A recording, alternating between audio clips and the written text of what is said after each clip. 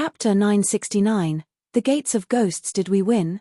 Child Sanquan gazed in astonishment as he tore apart Demon Worm Sutton with his bare hands. The red-haired berserker fell heavily to the ground. With a sharp magic short sword piercing his shoulder, it was hard to tell if he was a swordsman or a berserker. More green threads of rain fell.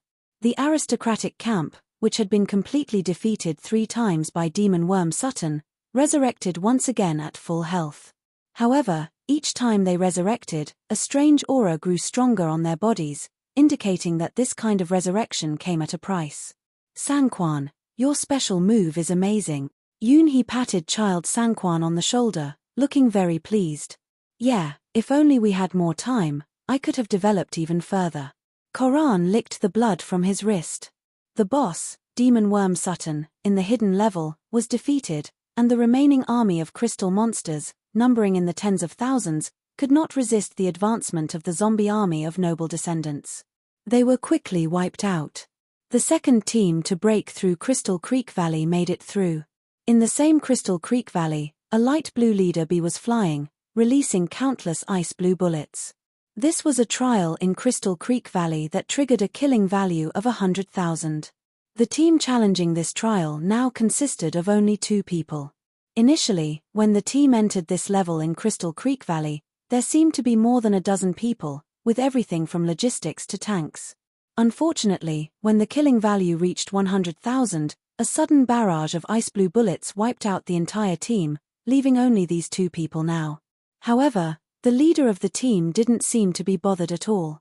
She didn't even draw her sword, but simply extended her fingertips to summon more subordinates to command. These were one creepy creature after another. Ghosts, water spirits, tongue puller, red giant demon, zombie general, flying white-haired corpse. Like the gates of hell being opened, a constant flow of ghosts emerged from the gate of the yellow spring behind the girl, resisting the overwhelming barrage. The archer in red behind her calmly drew her black longbow, shooting out one transparent spiral sword after another. The crystal bees struck by these spiral arrows instantly burst apart, taking out all the surrounding crystal bees within a 10-meter radius. As more and more ghosts emerged from the gate of the yellow spring, their levels and strength increased. Even white ghosts, as powerful as a hero ranked, appeared. The tide of battle began to shift towards the side that summoned these creatures. This is the true power of the 100-Ghost Sword, the power that connects the mortal world and the underworld. By unleashing the power of the 100-Ghost Sword, the gate to the yellow spring would open. The creatures from the underworld would come rushing without any need for sacrifices.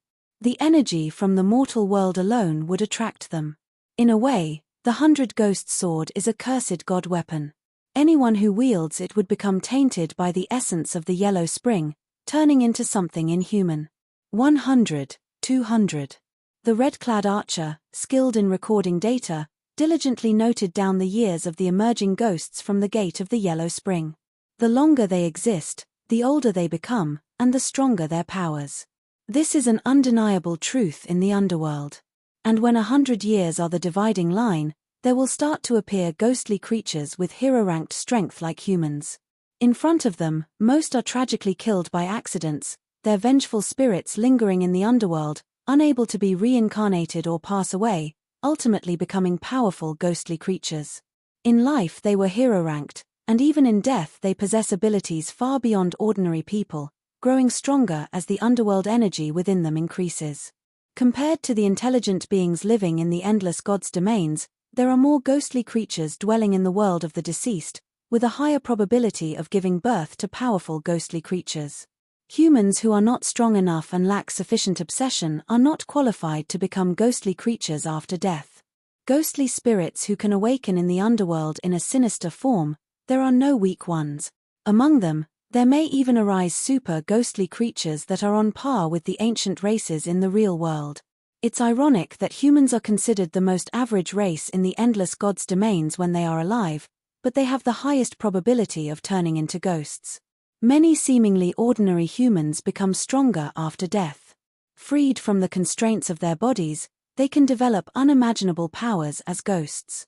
The Ghost Sword is a magical sword that can control ghosts, especially those who were once humans. When the gate of the Yellow Spring opens and countless ghosts emerge, everyone can understand the terrifying nature of the ghost sword. The scale of the gate of the Yellow Spring that is currently open is only less than 1/10 of the true and complete gate of the Yellow Spring. It is only at the level of 100 ghosts. It's almost done, said Ziyuan, the owner of the gate of the Yellow Spring, after killing tens of thousands of ghosts. Finally, she drew her god weapon. The 100 Ghosts sword represents a sword that can control the spirits of 100 ghosts. After sacrificing tens of thousands of ghost creatures, Crystal Creek Valley has completely transformed into a haunted place. Now, this place has become the main stage for the 100 Ghosts sword. Yes, that's right. The archer dressed in red, called Yunhai, opened his black longbow and now held a pair of red and black swords. Running amidst the barrage, the swords danced in the air. The red and black lights constantly reflected and diverted the icy blue barrage with freezing soul energy. With his eyes wide open, he saw the leader bee that was different from all the other bees. Kill it. Come. I'll open the door for you. Ziyuan swung the 100 Ghosts sword in her hand, summoning the first millennial level ghost using the sacrificed spirits of tens of thousands of ghosts. It was a 1,000-legged, 1,000-eyed centipede, one of the ghost kings deep in the underworld. The door of the underworld, which was only 1/10 the size, could barely contain its massive body. After a while, it squeezed out and greedily stared at the army of crystal bees in front of it. In the next moment, the entire battlefield was divided by dazzling divine lights.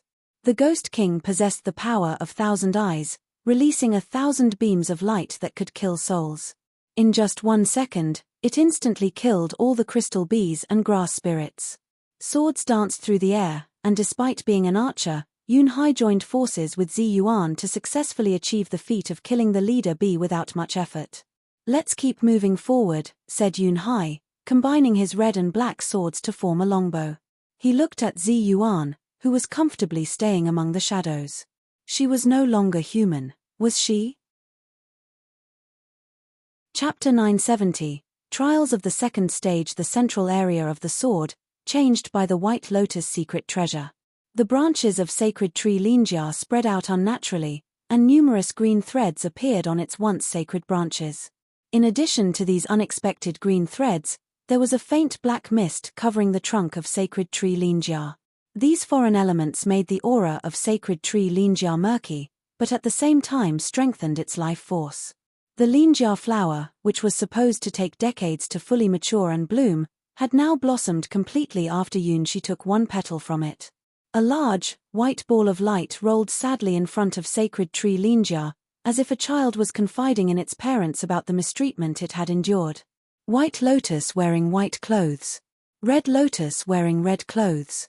Following the ancient covenant, the twin witches who were guardians of the White Lotus secret treasure, Linjia, and also the overseers of the trial, gazed at the scenery reflected in the petals of sacred tree Linjia. Several beautiful scenes of Crystal Creek Valley were reflected in Linjia's petals. They belonged to the teams that still had hope of passing the challenge. As for the teams whose images disappeared, they had already failed completely. In the trial of the White Lotus secret treasure, failure meant death. This means that the remaining teams are the last few with hope of advancing to the next stage. In contrast to these teams who were still battling, the team that passed the trial of Crystal Creek Valley had already begun the next stage. However, since the first stage hadn't ended yet, the teams that reached the second stage now had a rare opportunity to rest. Among them, one of the earliest teams to pass attracted special attention because there was a figure in that team that caught the notice of Red Lotus. That Yun Q, I always feel something's not right about her. Red Lotus couldn't help feeling uncomfortable every time she saw the figure with dark, mysterious long hair that seemed inhuman. Why, sister, don't you know him again? White Lotus looked at her sister, who was obviously anxious, with a half-smile on her face, revealing a mysterious smile. He feels dangerous to me, and there is definitely no one like him in our White Lotus sword domain. Red Lotus, as the high priestess of the White Lotus sword domain, was absolutely certain. She knew everything about the talents in the entire domain. This person, Yun Q, does not exist, not even recorded in the archives of the Priestess Palace, as if he just appeared out of thin air. Speaking of danger, Isn't Zi Yuan over there even more dangerous, along with that strange team? White Lotus knew where her sister's anxiety came from, but she still didn't tell her the truth. With the star moon ring and her innate wisdom and perception, she could see through the prince no matter what he looked like, but it was her secret. Despite the great change, she could still sense that something was wrong. Sister's intuition is really powerful. However, once the gears of destiny start to turn, no one can stop them. Just like the swinging golden balance at this moment, the fate of White Lotus Sword Domain is about to undergo a huge change. The transformation has begun. What kind of future will be brought to White Lotus Sword Domain by the things that are entangled with Sacred Tree Linjia? Gao, oh. The dragon, no, the baby dragon roared and spat out a stream of dragon breath about 10 meters long, burning through the tails of the Crystal Bee army. Take my sandstorm attack. With a pair of sand eyes opened, Desert Dragon Zaka compressed several tons of sand together to form a constantly spinning sandball, and then it exploded.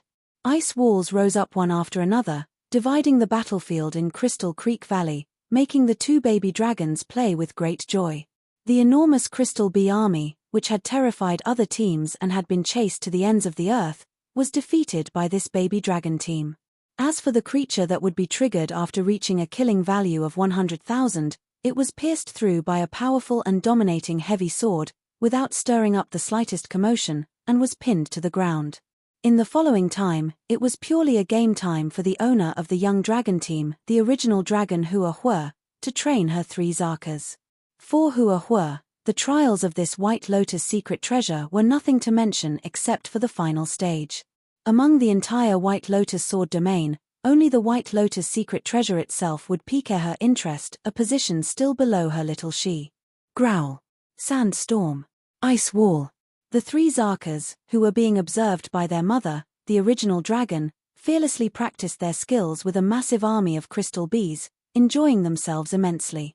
It wasn't until the sun began to set that they finally gave the huge crystal bee nest a good fight, breaking through the entire Crystal Creek Valley. And thus, the 6th team to conquer Crystal Creek Valley was born. Crystal Creek Valley, the team of the Dragon God's domain. Phew. Finally held on. Dragon Shield Sword Road, once one of the 3 members of the White Lotus Sword Palace, wiped the sweat off his forehead and watched as the enormous bug slowly retreated. Without the guidance of a prophet, his team inevitably triggered the hidden boss of Crystal Creek Valley.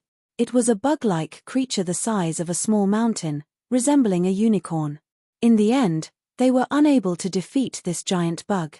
Fortunately, it wasn't necessary to defeat the boss monster of the hidden level in order to pass the trial of Crystal Creek Valley. Road used the power of the ancestral god weapon, Dragon Shield, luring the seemingly not very intelligent unicorn bug on his own. By relying on the power within his bloodline, he managed to hold on until the moment his teammates fulfilled the requirements to break through Crystal Creek Valley. And so, another team that successfully completed the trial of Crystal Creek Valley was born. One day later, the final group to complete the trials in Crystal Creek Valley appeared. Originally a large group of almost 4 digits, only 8 teams made it to the 2nd stage of the trials. The largest group was the Noble Families Alliance, with over 3 digits of members. They were the team with the most participants from the White Lotus Secret Treasure Trials. All of them were full of energy, except for a few members who had crooked mouths and walked stiffly. The smallest group was the team from the Ghost Sword Domain, with only Zi Yuan and Yun Hai making it to the end. The most eye-catching team was the one including Hua Hua, who had been childhood friends with someone. 3 young dragons, each 10 meters long, had left many people in awe. With the arrival of the final team, the 2nd stage of the trials was about to begin.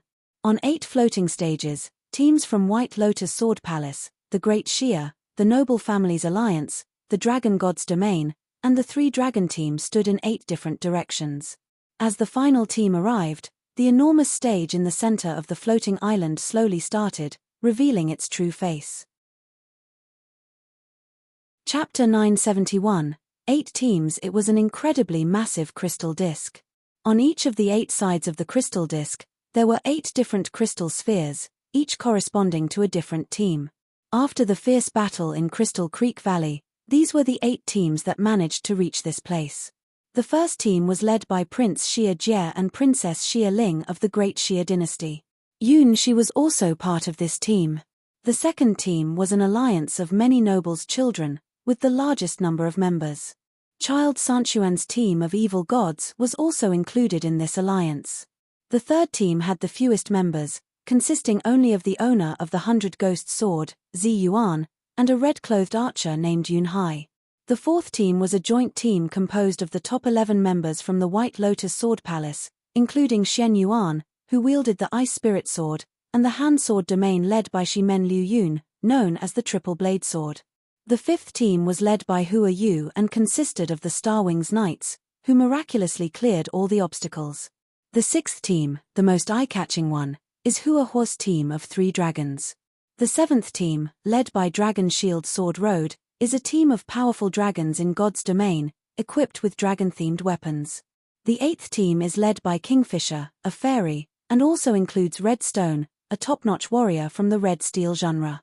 Almost all of the top 10 of the White Lotus Sword Palace have gathered together, along with Hua Hua, who surpassed them all and achieved great success in the second stage of the trial. Indeed, she is the strongest enemy. Xia Ling's whole body tightened at the sight of Hua Hua. She, who proclaimed herself the strongest after her first appearance in the White Lotus Sword Palace, will likely be the closest person to the White Lotus secret treasure among all the team. Look at the 3 young dragons behind her, they are genuine giant dragons, not some earth dragons or fake dragons. Just how many aces does she still have hidden, being able to tame and command such young dragons? Look, is it a tournament? Yun Shi looked at the huge crystal disc in the center of the 8 floating platforms. Is this the battlefield for the second stage of the trial? To be honest, when he saw Hua Hua he felt like the first trial of the White Lotus secret treasure was meant for her. As long as Hua Hua participates, there is no place for anyone else. Are you all here to compete for second place? Whether it's one-on-one or one against many, Hua Hua is invincible. There is no such thing as the legend rank here. It's not an exaggeration to say that Hua Hua's strength alone can dominate the whole field. This is not Yun Shi bragging, but Hua Hua truly has this absolute strength. Yun Shi, who has always seen Hua Hua as his target, knows her power better than anyone else. It's not a joke. Is it a battle between individuals or teams? Xia Jie, eager to try, is not afraid of anyone if it's a team battle with his 12 black cavalry. It seems like his sister suffered a great loss against this opponent named Hua Hua. No worries, if it's a team battle, he can avenge her. He had 12 black cavalry with him, and he was not someone to be underestimated when it comes to fighting one-on-one. Being hit 6 times by Yun Shi as returning Swallow was not his full strength. That time, he had multiplied his hero-ranked power by 5. That girl named Hua Hua only had 10 times the hero-ranked power at most, but when combined with the 12 black cavalry, they had a chance to fight against those 3 young dragons. Unafraid of life and death, the 12 black cavalry, who had unleashed their sealed power, had the ability to fight even against true dragon. In this arena battle, we have the strongest berserker, will definitely win effortlessly, Child Sanquan said with a smile as he looked at the huge crystal stage. After the battle with the demon worm Sutton, he had no doubt about the fighting ability of this red-haired berserker. Among the hero-ranked, there was absolutely no one who could match this monster. A berserker who cannot die and possesses the power to tear apart a demon worm, this is such a freakish strength.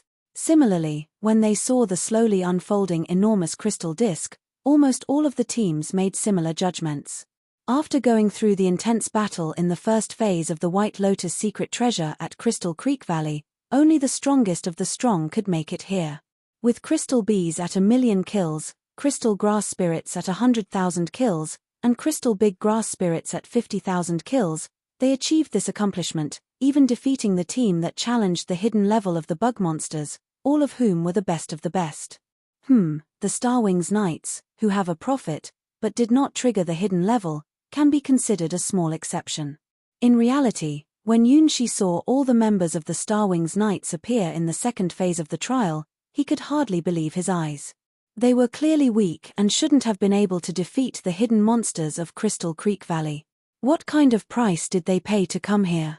When Yun Shi saw the confident looks on their faces, he realized that his beloved Starwings knights had grown so much without him even knowing. They were now true knights who could stand on their own. But even so, it was still too early to come here. Yunxi looked at the other teams and saw that besides his invincible childhood friend Hua Hua and 3 Zaka, the other 6 teams didn't have any weak members. The team from the Noble Clan Alliance, with their red-haired warrior, gave Yunxi a huge sense of pressure, second only to his childhood friend Zi Yuan, who had visited the heart-asking cabin before, and a familiar figure that made Yunxi momentarily stunned. Yun Q, using her real name now, was truly a formidable opponent that the Starwings Knights couldn't fight against. Yun Shi, who is also acquainted with Kingfisher from the Fairy Tribe and Redstone from the Red Steel genre, always feels a special sense of tranquility from Kingfisher, even though their team may look a bit worn out. The Starwings Knights, which have only been established for a few months, shouldn't be on this level of battlefield. What kind of beliefs do they hold that they have overcome countless difficulties and finally stepped onto this stage? Through the connection with the Starwings Knights, Yunxi feels an unprecedented strong determination. It seems like they have all transformed after completing Crystal Creek Valley. Yunxi realizes that the current number of hero-ranked members in the Starwings Knights has exceeded double digits. They are no longer an unknown new group of knights. Becoming a member of hero-ranked, the leader of the Starwings Knights is Hua Yu, the vice leader is Xiao Cao, the secretary is Ling Ling, the treasurer is Mai Lan, the potion master is Lu Lu, the witch is Rose, and the diviner is Robin. In addition, there are 3 members of the Knight and Magic team, Alexander, Lancelot, and Mordred. Finally, there is someone who surprises Yunxi but seems perfectly natural. It is Mumu, who wears a large silver hair accessory and emits a holy radiance from head to toe. Chapter 972, Mumu's Transformation. Yunxi rubbed his eyes. The bright and shining little princess who stood among the Starwings Knights, like a moon being held by countless stars, was indeed the Mumu he knew. But when did Mumu acquire this silver-white halo? That's not all. How did she undergo such a huge change with her enormous silver hair accessory and the special silver-white dress she's wearing? The beautiful outfit, which was already expensive-looking, became even more dazzling with a layer of silver brilliance. At this moment, Mumu looked like a princess made of silver gemstone, emitting a dazzling light. The members of the Starwings Knights treated her completely differently than before. In the past, everyone was very careful and protective of Mumu, treating her like a delicate little princess who they were afraid of dropping or melting. Mumu, who had always been well protected by the twin witches, was seen by everyone as a girl who needed constant care and had run away from home to find her dad. However, in the Battle of Crystal Creek Valley, Mumu finally showed her true power and completely changed the girls' impression of her in the Starwings Knights. Mumu was incredibly strong, so strong that it was beyond imagination. She had a special power called the Absolute Barrier, which was the Starwings Knights' guarantee of 0 injuries. Just by standing there, she could boost the morale of the entire Starwings Knights permanently. It seemed that she naturally possessed an inspiring power. As long as she was in the Starwings Knights camp, they would become exceptionally skilled in battle and have no worries about the future. After getting used to this, Mumu's status in the Starwings Knights soared, and someone even suggested that she become the second vice-captain. Little Mumu had a great power. Has she awakened? From a long time ago, specifically from the day of the White Lotus Sword Palace entrance ceremony, Yunxi knew that Mumu possessed an incredibly powerful hidden power. The Diamond Body, a godlike talent in battle, was obtained from Mumu's seed. In the past, Yunxi always believed that this special physique came from Mumu's ancestors, a hidden divine talent within her body. But now, Yunxi has discovered that he was completely wrong. This is not some hidden talent, but a power that Mumu naturally possesses. Her diamond body is innate. Now, standing among the Starwings Knights, she has started to show this power. Wherever she stands, there are mighty mountains that cannot be moved. She can even turn her power into a halo to bless all her Starwings Knights companions. With her diamond body, once she grows up, she will definitely become an extraordinary strong person. Even now she is already ranked among the top in this trial. No wonder, with her presence, it is not impossible for the Starwings Knights to pass the trial of Crystal Creek Valley. That little Mumu is now beginning to radiate her own brilliance. Not only her, but the entire Starwings Knights are constantly growing. Just a few days apart, they have relied on their own strength to come this far. With the power of their seeds, Yunxi has grown step by step to where she is now. They have also used the seeds they shared with Yunxi to take different paths. Swords and magic. Divine herbalists and platinum roses. Mortal swords and foreseeing the future. The current Starwings Knights are no longer just a small team made up of inexperienced young ladies from prestigious families and ordinary girl knights. They have entered the second phase of the trial in the White Lotus secret treasure without any casualties. They now have the strength to compete against powerful teams from higher sword domains such as the Great Xia, the Great Han, and the Great Ju. The trial in the White Lotus secret treasure is both a challenge and an opportunity for them. Some teams were wiped out by the flying crystal bees. Some teams fell under the barrage of hidden insect beasts. And so, the Starwings Knights successfully completed their trial and arrived on this stage, feeling completely at ease. In order to catch up with Mai and exceed their own limits, they exerted all their effort. At this moment, standing proudly on the floating island, they were already one of the strongest 8 teams in the entire White Lotus sword domain. What should we do next? These teams are not to be underestimated, observed Hua Yu, the leader of the Starwings Knights, as she looked at the remaining 7 teams and quickly came to a conclusion. The current Starwings Knights were unable to compete with these teams. Especially the Great Xia, the Family Alliance, and Hua Hua's team, their chances of winning were practically zero. Don't worry, we still have a possibility to move forward, reassured Robin, the only mysterious fortune teller in the White Lotus secret treasure trial. Even before entering the trial, she had glimpsed some of the paths of destiny. The Starwings Knights were not the main characters in this trial, but they were not just supporting roles that would disappear soon. Among them, there was a girl who had a great connection to this trial. If there was a crucial moment for the Starwings Knights to break through, it would be her. Are we going to fight? Mumu raised her small hand, looking eager. Since coming here, Mumu noticed that her body seemed to have undergone some changes. Well, maybe her muscles became a bit tighter, and her chest grew a little bit. But Mumu's intuition told her that it wasn't just a little change, it was a very, very significant change. It seemed like once she entered the secret realm of the White Lotus secret treasure, her almost stagnant body suddenly returned to normal time. Many things that she didn't understand awakened like instinct. For example, the revival of her strength. How to use your own power to protect everyone in the Starwings Knights. And there, echoing in your ears, is an unfamiliar dragon language. Dog. Dog. Dog. What does this mean? It seems like go forward. Go forward. Go forward. Mumu, it's your turn. Protected by the older sisters in the Starwings Knights all along, this time she will help everyone achieve victory. A silver-white halo spreads out, and Mumu's gaze becomes unprecedentedly calm and sharp. Mumu, you are growing up. Seeing Mumu like this, Yunxi is extremely joyful, but for some reason, there is also a sense of uneasiness. It's strange, why is Mumu getting stronger, and why does he feel uneasy?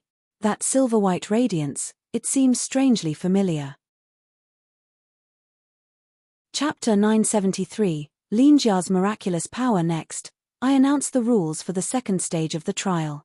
As the 8 teams observe and test each other's strengths, the voice of the twin witches resonates from the central crystal disk. In the first stage, the trial in Crystal Creek Valley is testing your strength.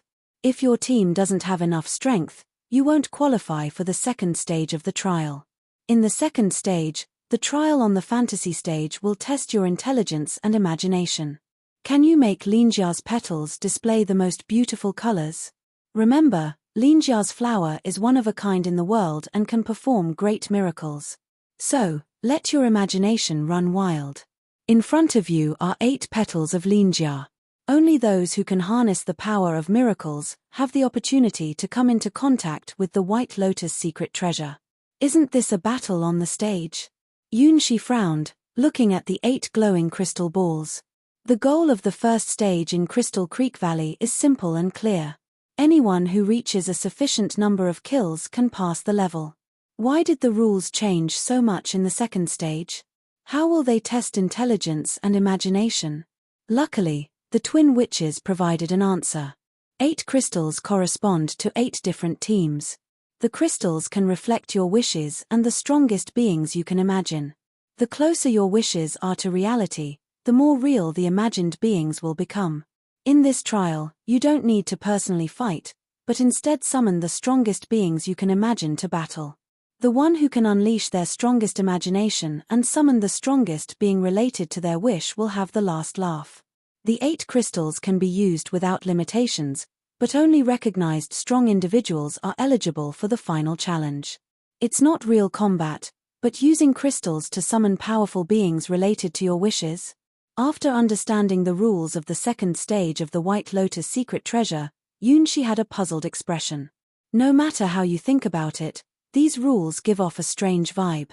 Linjia's power of petals can turn the impossible into possible, making miracles happen. Yunxi is confused as to why they would use this method to determine the winner. Imagination and desires, to decide the winner in this way. Moreover, it seems like such a waste to have unlimited use of the 8 crystal balls. What kind of method do they want to use to select the winner of the White Lotus secret treasure trial?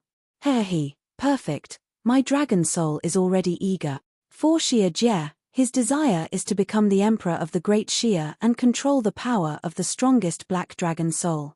He is confident in the power he can summon, at least a hero-ranked 6th rank peak power, which is a privilege of the emperors of the great Xiao throughout history.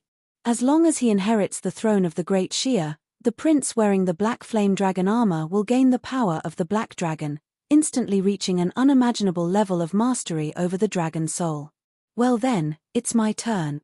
The power of the 6th hero ranked is so strong that it can easily crush those people. Xiao is absolutely confident in his own power and desires. His desires are not just empty dreams, but almost certain futures. Those who fantasize about having powers and desires out of thin air have no right to compare themselves to him. Is your desire the ghost sword? Xia Ling can probably guess her brother's choice, and she has had her own plan for a long time. Her desire is to become the Sky Sword. Perhaps she is still far from the world of the Sky Sword, but this goal will never change. If she can't become the Sky Sword, she will never fall in love. This is the goal Xia Ling has set for herself. The powerful existence born from her desires is definitely related to the Sky Sword. My desire is. Yunxi originally wanted to use his teacher, Cassina the battle god. She is the strongest person he has ever encountered, and it is effortless for him to imagine using her. Having had previous experience using Linjia petals, he easily imagined what Cassina the battle god's teacher should be like in the crystal ball. Ha ha ha, I actually appeared as the Black Dragon Emperor. On top of the central crystal disc, Xiao's figure had already appeared. Before him stood the great Xiao Emperor, dressed in black battle armor with intricate dragon patterns that surpassed Xiao's current ones tenfold. Faintly, you could see the shadow of the present Xiao in his eyes. However, compared to the present Xiao, the future Xiao seemed to have a slender figure and sharper eyes, and the aura emanating from the 12 black cavalries behind him became even more profound. Other than his eyes, Xiao's entire body was wrapped in dragon-patterned armor, exuding an imposing presence without anger. His power, astonishingly, exceeded Xiao's most optimistic imagination, possessing a dominance that surpassed all things, a chilling oppressive feeling that even vaguely exceeded the concept of being a hero ranked. The legend rank, will I have the chance to become a legend in the future? Xiao could hardly believe this was his future self, that he would actually have the hope of advancing to the legend rank. This was a field that even the emperors of the great Xiao throughout history had not achieved, a miracle that even the dragon veins of the great Xiao could not accomplish. If this was a prophecy of the White Lotus secret treasure, it would be a hope that would make the royal family of the great Xiao ecstatic. So, there is a powerful existence related to my wishes. If this is the principle, perhaps I can. Alright, even if I can't pass this trial, it's still worth it. Seeing Xiao's potential in the future, the other mark holders from different teams also showed eager expressions. Soon, someone used the power of their team's crystal ball and challenged Xiao, who was feeling proud of himself. This was a hero-ranked strong individual from the union of aristocratic families, The broken iron sword Russell from the top 10 of the White Lotus Sword Palace. The powerful presence summoned by the crystal ball about his wishes was a young man wearing a green priest robe and wielding a green crystal sword. From his facial features, this young man was very similar to the present Russell, but he didn't have the physique of a traditional swordsman. The crystal sword in his hand was only 3 fingers long, completely different from the sword that the present Russell uses. Ahis. Upon seeing his opponent, the green-robed Russell uttered a simple spell and his right hand, along with the crystal sword, suddenly transformed into a huge green tentacle. This tentacle was over 10 meters long, covered with numerous suction cups engraved with various runes that the present Russell couldn't understand. As Russell cast his spell, the suction cups began to light up one by one according to some mysterious pattern. Strange green dots began to dance around Russell, spinning and then turning into ferocious shadows appearing behind him. Forbidden magic. Russell immediately recognized the power he was using. It was a field that he didn't even have the qualification to connect with now. Would he walk down this path in the future? Chapter 974, Battle of Fantasy. The green tentacles, under the control of the crystal sword, struck down suddenly. A series of green acid bombs were released, instantly dissolving the ground of the crystal disc like a storm, turning the entire area into a toxic zone resembling a poison pool. Smack, smack, smack. More transparent green tentacles emerged from the ground, emitting a toxic aura. This was Russell's forbidden spell, a strategic spell that could completely modify the terrain. Covering an area of over 100 meters, the poison pool gave Russell a magic pool that exceeded his body's limits by more than 100 times. It also elevated his sustained combat power and killing potential to a terrifying level. Russell looked at his forbidden spell and couldn't help but feel that something was off about it. Wasn't he a swordsman? Why does his forbidden spell seem completely unrelated to swordsmanship? Zing, zing, zing. The 12 black cavalry stood in a green poisonous pool, the armor on their feet corroded by the fierce venom, filling the air with deadly toxins. But they remained still. No amount of poison could affect the Black Knights who were already dead. The Black Dragon Emperor, wearing a black visor, raised his hand and swung it downwards. The 12 black cavalry began to move. They were as unstoppable as a thunderbolt. Facing these colossal creatures over 10 meters tall, the 12 black cavalry showed no fear. The toxic tentacles released by Russell were severed, torn, and trampled before them like saplings. It was clear to everyone that there was a huge difference in combat power between the two sides, and the potential shown by the great Xia prince far exceeded that of Russell, the man. However, Russell also possessed formidable forbidden spells. Since I am going to become a tentacle user, let's make it even crazier. Russell, who was feeling a bit hopeless, gritted his teeth and stared at the other version of himself in the crystal ball, his future self, and gave an order. As he held the crystal ball, he was closely connected to the Russell fighting on the crystal ball. His will also partially influenced that other Russell. This was the special feature of the second trial. Wisdom, imagination, creativity. Wisdom is the most powerful trait of the intelligent race and one of the greatest strengths of humans. As a race in the endless gods' domains with balanced qualities in all areas, humans can only compete with those incredibly powerful races and even create their own legend by unlocking the door of wisdom. Humans cannot actively push the limits of their race, so they can only chase after those beloved by the heavens and the earth in this way. Even if such humans are only born once in billions or trillions of people, they are still the hope of humanity. Among all the intelligent races, humans are the most numerous. Among all the highly reproductive races, humans are the smartest. The majority of humans lead ordinary lives, with the limit of their abilities being at the third rank of ordinary people. Dreaming of advancing to hero ranked through racial characteristics is simply impossible. That's why humans have the largest variety of educational organizations across the endless gods' domains.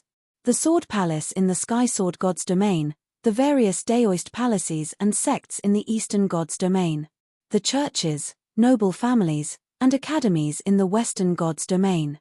Learning and obtaining wisdom, humans cannot become stronger simply by sleeping like dragons. They must work hard in their own areas of expertise, constantly strive, and search for the essence of power in order to embark on the path of heroes and legends. White Lotus' secret treasure is a world treasure that can unleash the power of wisdom to an incredible extent. It does not belong to the category of any god weapon and naturally possesses boundless wisdom. Russell, a young man, had a simple wish for the White Lotus' secret treasure: to become stronger. When he held the crystal ball, the treasure granted his wish and showed him a glimpse of his most powerful future. However, this future was not set in stone. No one can accurately predict the future, not even Ouroboros, who can only occasionally glimpse fragments of time. In response to Russell's urgent desire to become stronger, the crystal sword released even more powerful acid bombs, causing the toxic pool beneath him to boil. Suddenly, a poisonous dragon soared into the sky. This was the evolved power of Russell's toxic pool, the seed of his potential to reach the legendary rank. However, this was only a tiny possibility, and Russell would have to pay a great cost to truly reach this point. The strength of the White Lotus' secret treasure is that Russell can awaken this power through his unlimited wisdom, and then it can be manifested on the battlefield of the crystal ball. Because this is a battlefield of creativity and imagination, a stage of wisdom and inspiration. The flying dragon that flew out of the poisonous pool roared excitedly, and its wings had a horrific purple glow that indicated its extremely poisonous nature. It had 3 hollow areas on its abdomen that could release venomous attacks, and its tail had a terrifying large mouth. This is not like the subspecies of the 2-legged venomous flying dragon that people imagine. It looks more like a monster that has mutated after being eroded by an indescribable force. Dragon, attack his face. Even though Russell knew that his command was ineffective in the battle on the crystal ball, he couldn't help but shout it out. One wave. Xiao extended his thumb and pointed it downwards. Of course, this command was also ineffective, as the opposing sides on the crystal ball did not accept commands from outside the battlefield. For them, who were created by the White Lotus' secret treasure, this is a real battlefield. Those outside the battlefield can only provide material for wisdom and imagination. The only way for those outside to influence the outcome of the battle is through their acknowledgement and gaze towards their own desires. This is the only way to enhance the fighting power of fantasy heroes. With a roar, a poisonous flying dragon in the sky uses its advantage in aerial combat and swoops towards the Black Dragon Emperor, spewing deadly venom. The Black Dragon Emperor pays no attention to the flying dragon in the sky, and directly unleashes a black flame shield, completely burning away the toxins, not letting a trace of the foul liquid touch him. On the ground, the 12 black cavalry merge into a sharp blade that pierces through the pool of poison, destroying the troublesome tentacles one by one. With the tentacles defeated, Russell screams in pain, covering his head and releasing the crystal ball. On the crystal disc, Xiao's 12 black cavalry easily executed a strategy called beheading tactics, swiftly defeating Russell, who was holding a crystal sword, and then killing him. As Russell disappeared from the crystal disc, the Russell holding the crystal suffered a major blow to his spirit, looking confused and dazed. Yes, this is my black cavalry. My invincible cavalry. Xiao watched proudly as his 12 black cavalry galloped across the battlefield, feeling satisfied and exhilarated. Chapter 975, The Running Xiao Cao ranking 10th, Broken Iron Sword Russell, a wish incarnation of the White Lotus secret treasure, lost the battle. Ranking 9th, Steel Thorn Sword Wang Qi, also a wish incarnation, lost the battle. Ranking 8th, White Light Sword Bai Yun, another wish incarnation, lost the battle. Ranking 7th, Bloodlight Sword Xia Huanzhen, the 4th wish incarnation, lost the battle. In the beginning of the Crystal Ball tournament, there were 4 battles. The Great Xia Prince, Xia Jie, who transformed into the Black Dragon Emperor, won all 4 battles. With the powerful Black Cavalry, they crushed many green tentacles. Victory. Only victory can satisfy me. Only victory can make me feel excited. This is my future path. Watching the Black Dragon Emperor dominate the battlefield and defeat the elite members of the Noble Alliance, Xia Jie felt his heart beating fast as he placed his hand on his chest. Yes, this is his wish, his desired future. That dark figure is the embodiment of his ideals. The future emperor of the Great Xia, the Black Dragon Emperor. On the other hand, there was silence and chaos among the members of the Noble Alliance. A few talented disciples from the White Lotus Sword Palace, who came from various noble families in the Sky Sword God's domain, looked at each other and found confusion in their eyes. They were among the top 10 in the White Lotus Sword Palace, each having been given the prestigious White Lotus mark. Their talent in swordsmanship was recognized. But why is it that after gripping the crystal ball, they all ended up transitioning into being wielders of the green tentacles, which had control over them? As they gradually regained their memories, they instinctively sensed that something was wrong. There seemed to be fragments of memories floating around in their minds. These fragments were hazy and occasionally appeared as markings resembling deep-sea eels. Whenever these markings appeared, their pupils would turn an unnatural shade of green. Are we? Don't speak, staying alive is the most important thing. At this point, there's no turning back. Witnessing the possible stance they could awaken to in the future, the partially sane elite members of the White Lotus Sword Palace were first shocked, then confused, and ultimately had to accept that this was their destiny. As for where exactly their lives started to go wrong from the fork in their fate, they couldn't remember. The judgment of the White Lotus secret treasure was almost never wrong. The figures appearing on the crystal ball had a tangible connection to their souls, only strengthened many times over, approaching their ideal perfection. A group of useless people. So what if it's the prince of the great Xia? I won't lose to him. Qin Su, the highest-ranked member among the prestigious family of the Heaven Child Sword, looked disdainfully at these tentacle users. Compared to them, he had accepted the power from the abyss earlier, donning a yellow robe. Since he couldn't become the true Heaven Child of the great Qin Sword domain, becoming the Heaven Child of this side was also acceptable. With the highest talent and the highest level of contamination, he could now hear the voices of his own people belonging to his own country. Sh. That was the sound of countless king insect larvae crawling. BZZ. That was the sound of electric rays swimming in circles. Splash. That was the sound of a lot of giant jellyfish entangled together. And in the deeper, icy abyss, the gaze of the North Sea monster. In this moment, his yellow robe had become extraordinary, like reaching the heavens in a single step. Those who believed in Su had great fear and great wisdom. Don't compare this yellow-robed emperor with those clueless fools who still haven't realized the truth. Once he understood what had happened to him, he fully embraced the side of the abyss. Watching the cold and powerful Black Dragon Emperor on the crystal ball battlefield, someone from the Starwings Knights camp was eager to try. I'll go. With her braids flying, Xiao Cao held onto the crystal representing the Starwings Knights. Xiao Cao's wish was simple: to battle, a truly pure battle. Go challenge opponents who are stronger than you, go across more battlefields, and alone you can achieve goals that nobody else can accomplish. Going on solo adventures is perfect. Being rebellious is perfect. Being strong in solitude, not needing any support, and being able to change the course of a battle on your own, that's the strongest. The sword of an ordinary person, after countless battles of training, is growing into a charging, godlike sword. No matter what kind of dire situation, Xiao Cao can persevere and survive. Even when facing powerful opponents, Xiao Cao will still go and challenge them. After advancing from the ordinary person rank to the hero ranked, every day Xiao Cao is getting stronger, like a tiny sprout struggling to grow out from under a huge rock. Nothing can stop her growth anymore. And what changes Xiao Cao is Mai, like the sunlight and rain that the grass needs. To Xiao Cao, Mai is the sunlight and the rain. Once considered a girl with average talent, the village girl has started to grow towards becoming a warrior.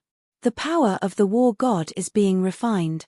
The wishful scenery of Xiao Cao reflected in the White Lotus secret treasure is none other than herself. Compared to the current Xiao Cao, the future Xiao Cao seems to be quieter and her eyes are calmer. What has changed the most is the mortal sword in her hand.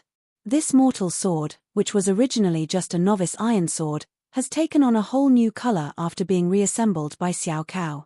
On the blade of the mortal sword held by Xiao Cao deduced by the White Lotus secret treasure, there are red marks that seem impossible to wash away.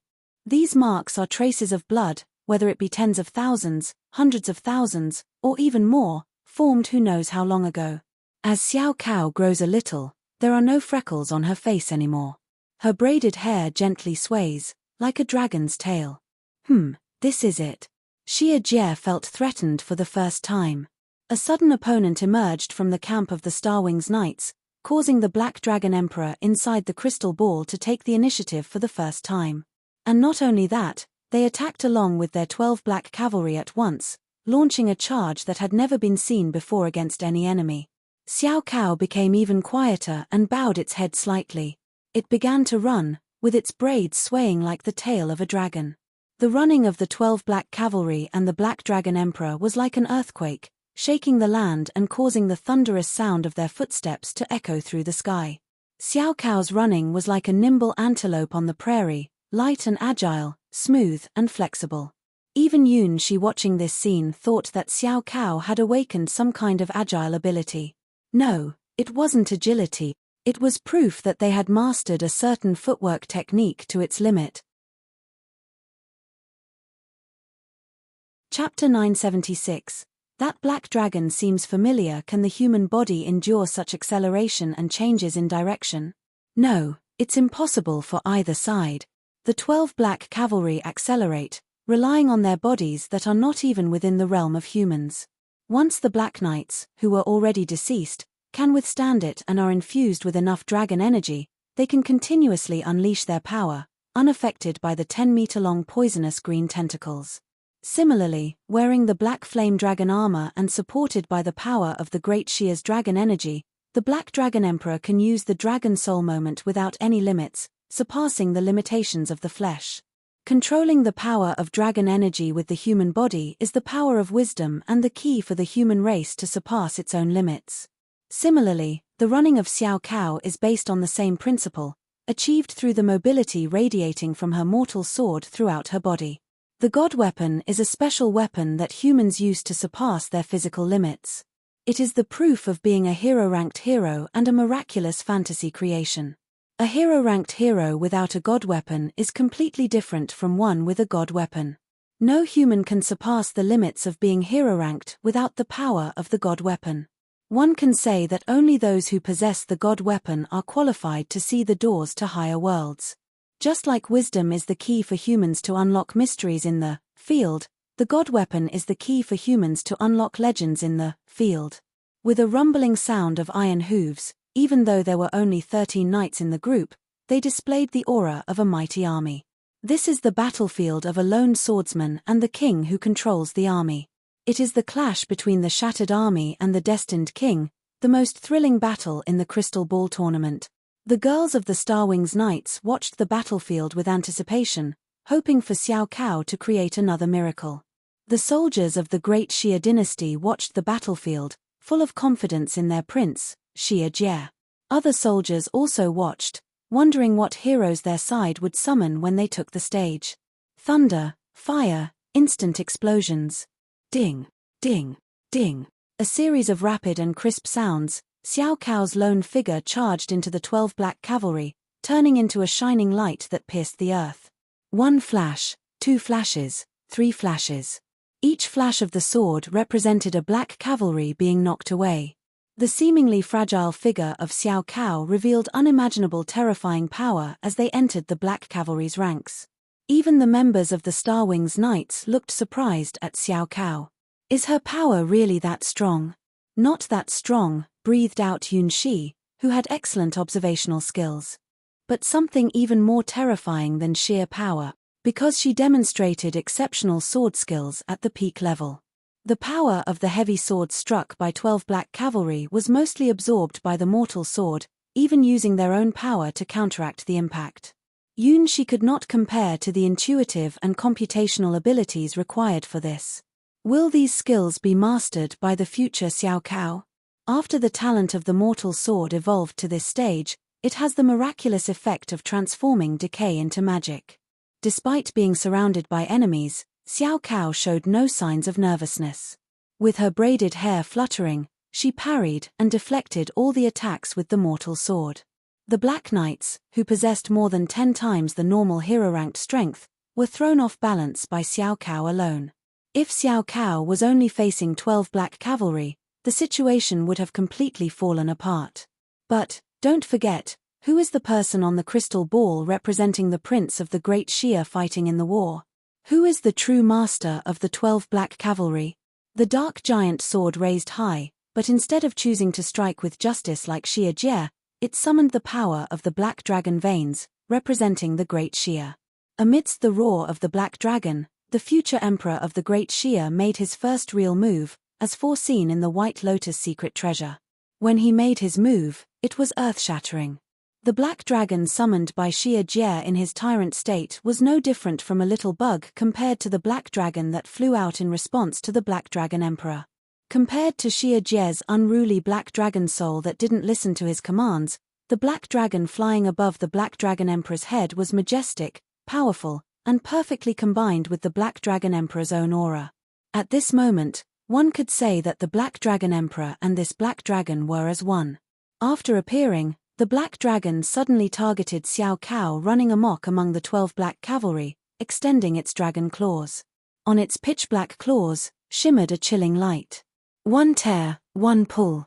At the spot where Xiao Cao was, a deep claw mark several tens of meters long appeared suddenly, and Xiao Cao, who had been unharmed since the beginning of the battle, was sent flying for the first time. Below the battlefield, Hua's team. That black dragon seems to.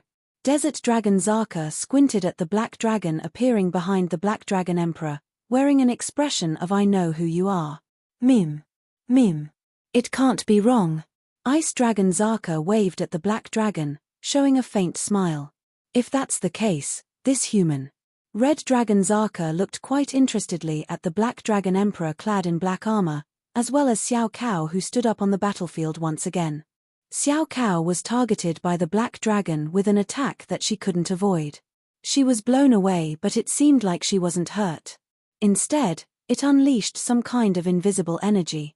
On Xiao Cao's mortal sword, faint bloodstains started to appear. Then, they spread and extended. The second time, the black dragon's claws came rushing towards Xiao Cao.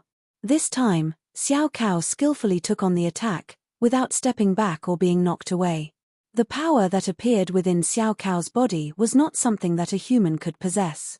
It was a kind of power even more mighty, comparable to the true black dragon soul of the black dragon emperor.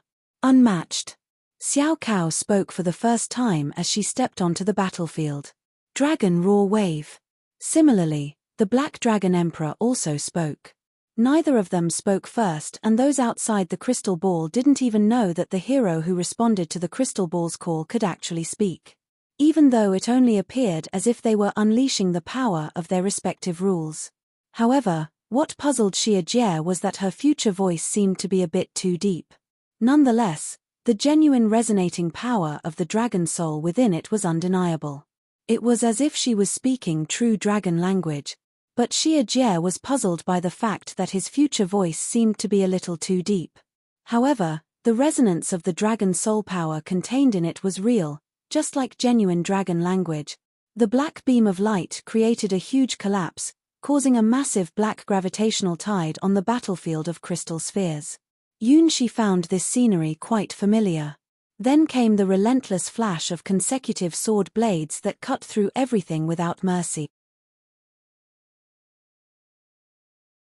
Chapter 977, Their respective futures. The black aura turned into a massive vortex, resembling the ultimate day Yunxi had witnessed in the world of the ancient dragons. It was the dragon roar wave that heralded the end of the world. In contrast, the sword light that split the heavens and the earth tore apart the entire world. The crystal spheres were almost unable to deduce such a battle, resulting in a momentary freeze. In the end, Xia Jie looked at the fallen 12 black cavalry and the silent black dragon emperor with an unbelieving gaze. That figure, as if foreshadowing a future for him. The one who emerged victorious was a member of the Starwings Knights, the young girl named Xiao Cao. She was drenched in dragon blood, and with her mortal sword, she severed the head of the black dragon shadow. However, her expression was somewhat strange. It wasn't the look of a winner, but rather a questioning gaze, as if asking, "What exactly is this thing?" The dragon beneath her feet slowly began to disappear, transforming into dust-like particles, and the figure of the black dragon emperor vanished from the crystal battlefield. "I actually lost," Jie gazed with a vacant expression at the disappearing Black Dragon Emperor from the crystal battlefield. This meant that Xiao Cao, from the Starwings Knights, had greater potential for the future than Jie himself. Before coming to the White Lotus Sword domain, who would have known about the Starwings Knights? Wasn't it just a small group of girls that had been formed for only a few months? Although many talented young female swordsmen emerged and gradually entered the attention of the noble families, they were still just a small and newly formed group. The honorable crown prince of the Great Xia, the future emperor, lost to such a newcomer. This is outrageous. There must be something wrong, surely. Now, do you understand the rules? The voice of the twin witches echoed once again on the 8 floating islands. After 5 consecutive crystal ball duels, the 8 teams participating in the second stage of the White Lotus Secret Treasure finally realized the key to this trial. Intelligence, wishes, imagination, creativity. If the first stage of the trial tested the present, then the second stage tested the future. And now, the test is over. The official battlefield begins. Only those who demonstrate the greatest potential are qualified to challenge the final level. The 8 teams were connected by 8 crystal balls at the same time. Beams of radiant light soared into the sky, guided by the crystal ball, signaling the heroes who volunteered themselves to join the battle in the crystal ball arena.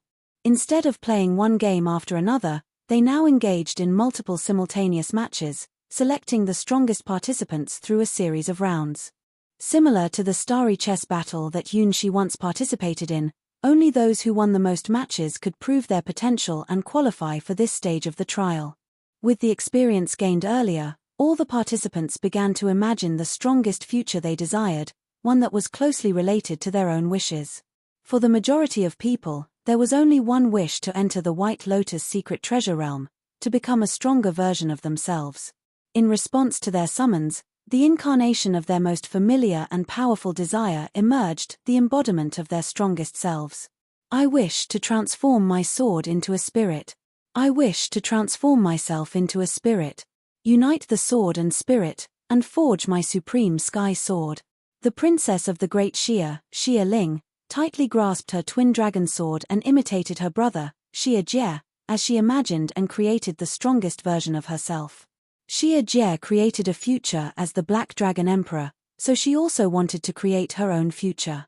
She imagined becoming the Sky Sword. The Starwings Knights thought, interesting, so it's the power of wishes. The stronger the wish, the more powerful the vision of oneself becomes. But it doesn't mean that we have to fight alone, right? Who are you? Smiled as she watched Xiao Cao fully immersed in the battles, unable to break free. Her path was different from Xiao Cao's. Xiao Cao had already chosen its path, excelling in fighting alone and not needing anyone to protect its back, even on the battlefield. Charging forward, unstoppable, it relied solely on her own strength to conquer all supernatural beings. And she chose the path of a knight, because she preferred protecting important things together with everyone rather than fighting alone. And the Starwings Knights. Let's fight together. The Platinum Rose blossomed. I don't understand complicated things, as long as I become stronger. Yeah, and also, maybe I can be a little bit prettier and a little bit taller.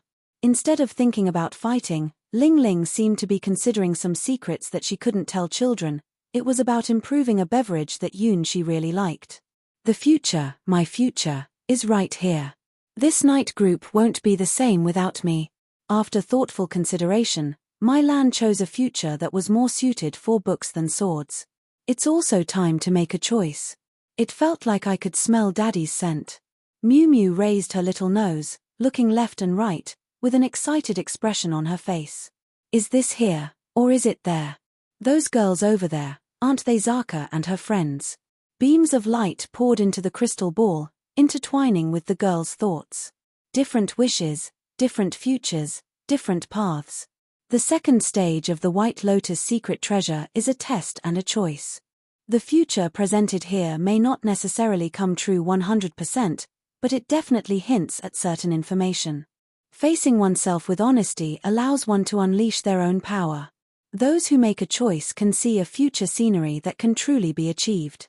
However, not everyone is like this. For example, There is one individual who is entangled in so much fate that their future has become as tangled as a ball of yarn played with by cats, like a child of the stars. This. What should I choose? Yunxi, with a confused look on his face, stared at the future scenery that appeared on the crystal ball. Most of the futures that others saw were extensions of their current selves. Just like Xiao Cao of the Starwings Knights, her future was almost identical to her present.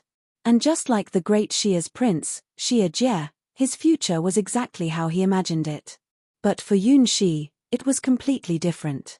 Because right in front of him, there were dozens of paths extending out. Each path led to a different future, a different possibility. The problem was, Yunxi could feel that each path led to a real future. Chapter 978. Many futures. Could there really be so many different futures for me? If we consider the second stage of the White Lotus secret treasure trial as a kind of future career advancement test, then this pile of paths means that there are dozens of futures that suit him. And none of them are repeated. Why didn't I even know that I had so many options for future advancement? Obviously, I chose to be a swordsman. Yunxi's way of thinking is simply straightforward like this. Since he already learned the basic moves of Hua Hua's sky-flying sword and Yun Hai's quadrant sword, maybe there are other career choices besides being a swordsman? Out of curiosity, he wanted to know what kind of person he could be on these paths, so he chose the one on his left and touched it with his finger. Boom! A golden, fiery flame rushed towards him, surrounding him and dancing along with him. Countless golden and crimson lights and the spirits of fire cheered around him, speaking to him in a language that humans cannot understand. It was the voice of the essence of the world, the purest and most innocent song of these spirits. They were welcoming him once again as he arrived here. In the endless gods' domains, one of the most powerful ranks in the whole starry world, the Sunwalker, was waiting for Yunxi. 1, 2, 3, 12 light furnaces surrounded Yunxi, each one a perfect creation with the power of a sun, and this was far from their limit. As long as Yunxi wished, he could use the countless spirits as materials to create more light furnaces, even forming a destructive army of suns.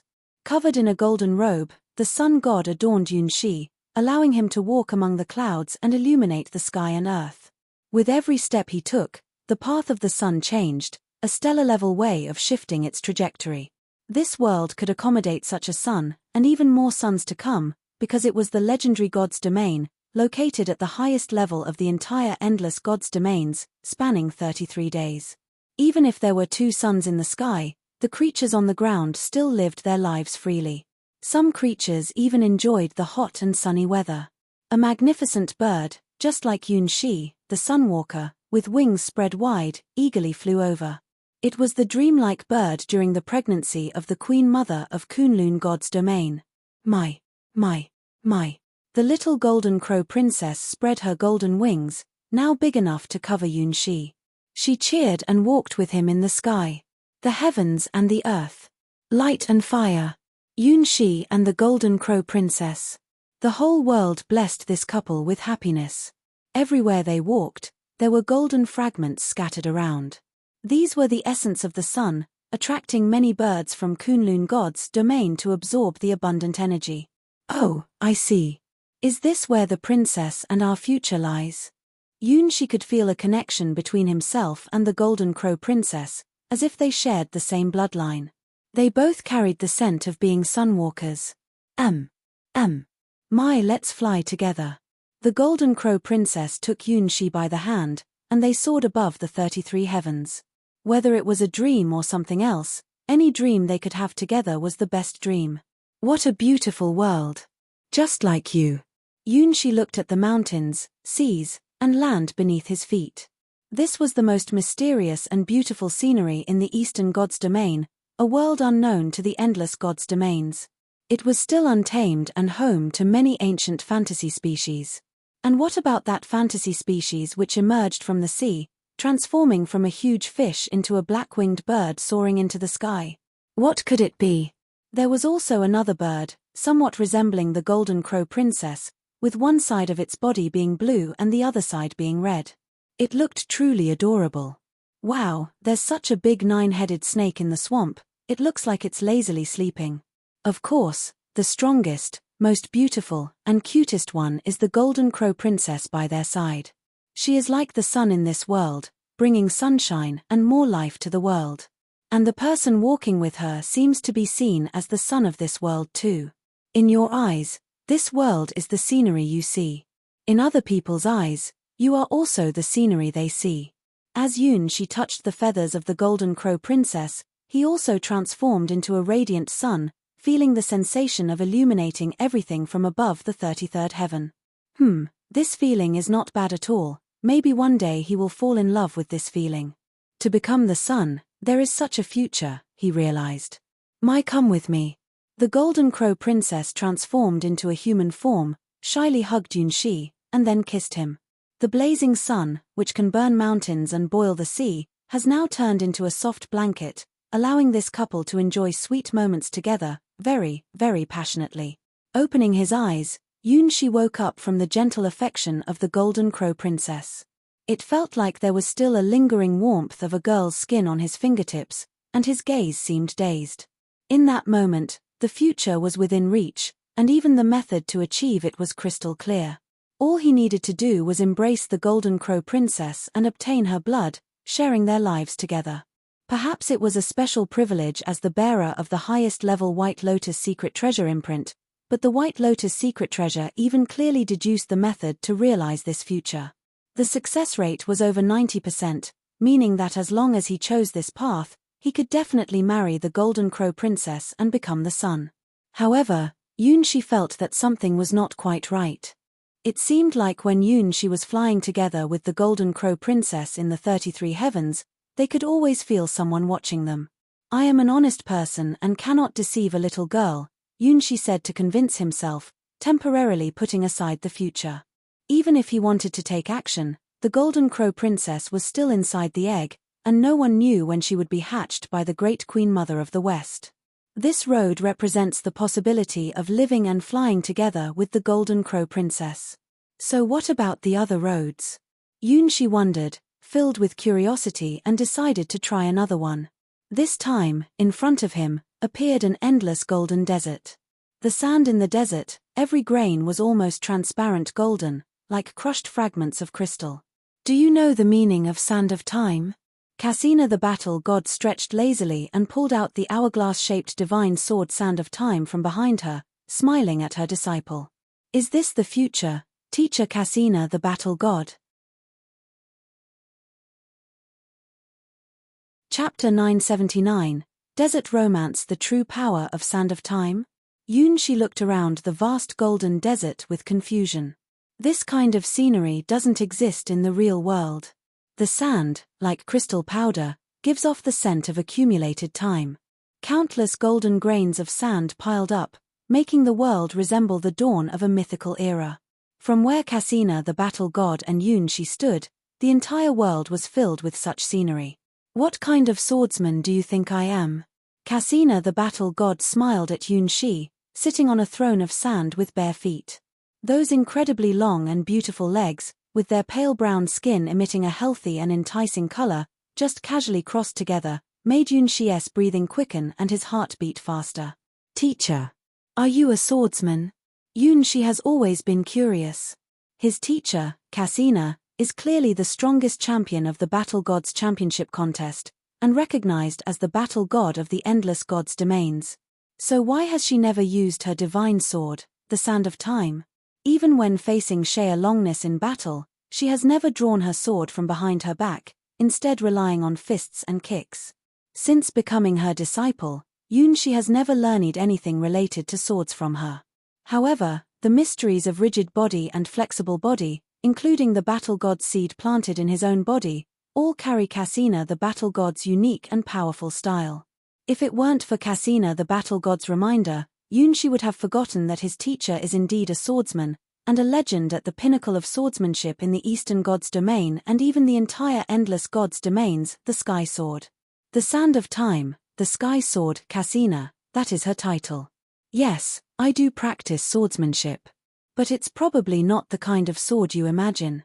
As my disciple, you also need to understand what kind of sword I cultivate. She perked up his ears. This was the secret that Cassina the battle god, his teacher in the battle god genre, had never touched in the real world. My divine sword, the Sand of Time, is an auxiliary sword. It is not a sword for direct combat. The true sword of the battle god genre is within ourselves. Now, you should be able to feel the true power of the seed in your body. Cassina the battle god snapped his fingers, and a burst of energy hit Shi in the stomach. The exact spot where Shi was hit was where Cassina the battle god had planted the battle god's seed. Boom! The moment Shi was struck by Cassina the battle god's powerful finger, he felt a fiery flame erupt from his stomach and spread throughout his body. The power of his blood and energy was boiling. Yes, this is the feeling. He used the power of the battle god's seed for the first time, releasing all the built-up strength and energy in one powerful burst, giving him the feeling of overpowering the fallen king of the ancient dragon world. At that moment, he experienced the true dominance of a strong body and the agility of a flexible body for the first time. In the recent trial in Crystal Creek Valley, he took it a step further by combining the power of a strong body and a flexible body. He developed a unique sword technique based on this physical ability, which allowed him to deflect and return all the projectiles with gigabit wings. When Cassina the battle god pointed at the battle god's seed in Shi's abdomen, it was fully awakened. Perhaps it was because they were in the White Lotus secret treasure world, but once the power was activated, it couldn't be controlled. An unimaginable surge of power erupted from the battle god's seed, granting him greater strength, faster speed, and extraordinary reflexes beyond what Shi could have ever imagined. Not only that, but a massive flow of information also bursts out from the battle god's seed, which is the next stage of training. Hey! Looks like you're learning well. Very energetic. Cassina the battle god covered her mouth and looks at Shi with a playful expression as his vital energy bursts forth. Following her teacher's gaze, Shi has an embarrassed expression on his face. The side effects of this extraordinary burst of vital energy are several times stronger than usual. Something with a strong vital energy is standing tall, just like raising a flag. Expansion is normal, but this is where you need to start controlling it. Cassina the battle god stretches lazily from her throne of debris, and stands up. Let me teach you the method of releasing the power of the battle god's seed. The fusion of rigidity and flexibility is the basic requirement for using the Sand of Time sword. Only by achieving this step can you truly see the door to the legend rank. Shi didn't even have time to react when he was punched in the stomach. He curled up like a shrimp, and his own teacher sent him flying into the sky. Feel the spinning of the 18 levels of hell, said Cassina the battle god, as he began to teach his disciple step by step. Cassina's eyes were serious, and his movements were very quick. Shi didn't have a chance to resist. His teacher locked his hands and feet with joint techniques, and then spiraled downwards towards the ground. It was a true acceleration into the clouds. In the blink of an eye, Cassina the battle god hit Shi, sent him flying, and then restrained him in mid-air. It happened so quickly. The once lively Shi was now captured. Boom! Shi was slammed into the ground by Cassina the battle god's throwing technique. He felt like the world was spinning, as if the whole golden desert had turned into a vast whirlpool of shifting sands. Look, this is how the river of time looks. No living creature can ever go back in time. What has happened has already happened, and what has ended has already ended. Even death is insignificant in the eternal river of time. At no time is it permitted to challenge the taboo of reversing time. Anyone who does so, even gods, will disappear into the river and be forgotten. Shi, who was thrown into the sea of quicksand, was floating involuntarily with the surrounding sand particles. Sometimes slow, sometimes fast, sometimes still. Can you feel it? This is the magic of the Sand of Time. We cannot go back to the past, but we can control the present and observe the future. If we think of our bodies as swords, the origin of the sword will not change, but the materials themselves are constantly changing, and there can be countless different states. Countless coincidences combine to create miracles. However, a normal human body cannot withstand such changes from the Sand of Time. In order to adapt to the power of the Sand of Time, you must change your own stance. Chapter 980. Waiting for you to grow up. Is this world the sand of time? Yunxi was washed and swept away by countless golden granules, rolling forward in a seemingly endless river. Every second, this river would fork into one branch after another. Every second, streams from unknown sources would converge into this river of time. The soft golden granules were not rough or prickly at all, and when they were washed away, it seemed that something inside the body also disappeared along with everything else. Suddenly, the river came to a halt. That was because a voice, a will, appeared. Time, stop. No one can truly stop the time of the world, but it is possible to do so within a certain area, within a very small range. At this moment, it was Yunxi's mentor, Cassina the battle god, who stopped the pebbles of this river of time. When time was frozen, the golden pebbles that were constantly moving forward around Yunxi suddenly lost all their weight and became like pure nothingness. In the frozen river of time, Yunxi began to sink quickly. Really, very fast. In just the blink of an eye, Yunxi sank to the lower region of the river of time. Compared to the constantly flowing upper region, this place seemed particularly empty and quiet, perhaps because time had temporarily been stopped, causing the entire bottom scenery to freeze. As Yunxi fell, gently touching the scattered pebbles around him, his thoughts became calm. In a quiet world, everything seemed to have vanished, and only the sound of our own heartbeat and the flow of blood could be heard. And even in a world where time stood still, the battle god's seed sprouted with a powerful force, releasing a huge amount of energy. It seemed like something was slowly awakening. The seed planted by Cassina the battle god, after being washed by the sands of time, is now sprouting and growing. In the blur, Yunxi saw a sword. It was a sword similar to the Starwings, but with slight differences in the details. The existence of this sword was the most vibrant color in this silent world. Do you see the sword in your heart? That is a sword forged by the sand of time specifically for you. When you draw this sword, it will be the moment you inherit the true teachings of the battle god genre. The voice of Cassina the battle god continued to echo in Yunxi's, man's, ears, and then the frozen river of time suddenly thawed. Time, flow on. The stopped time might have just been a little while, only a few heartbeats. But when time started flowing again, it instantly became thousands of years. Amidst countless golden lights, an unknown divine sword burst out from the depths of the river of time. Here, try your sword, said Cassina the battle god, raising his long right leg and giving Yunxi a spinning kick. Yunxi's figure appeared blurry and elusive, like a ghost, as he dodged Cassina the battle god's attack. In this brief clash, which lasted thousands of times in the scale of time, the outcome would be like this if presented in a list.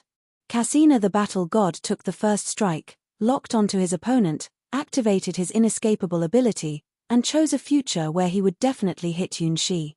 Yunxi launched a defensive counterattack, determining that this strike was inescapable within a certain range. He entered a brief invincible state, nullifying the opponent's attack, and then counterattacked.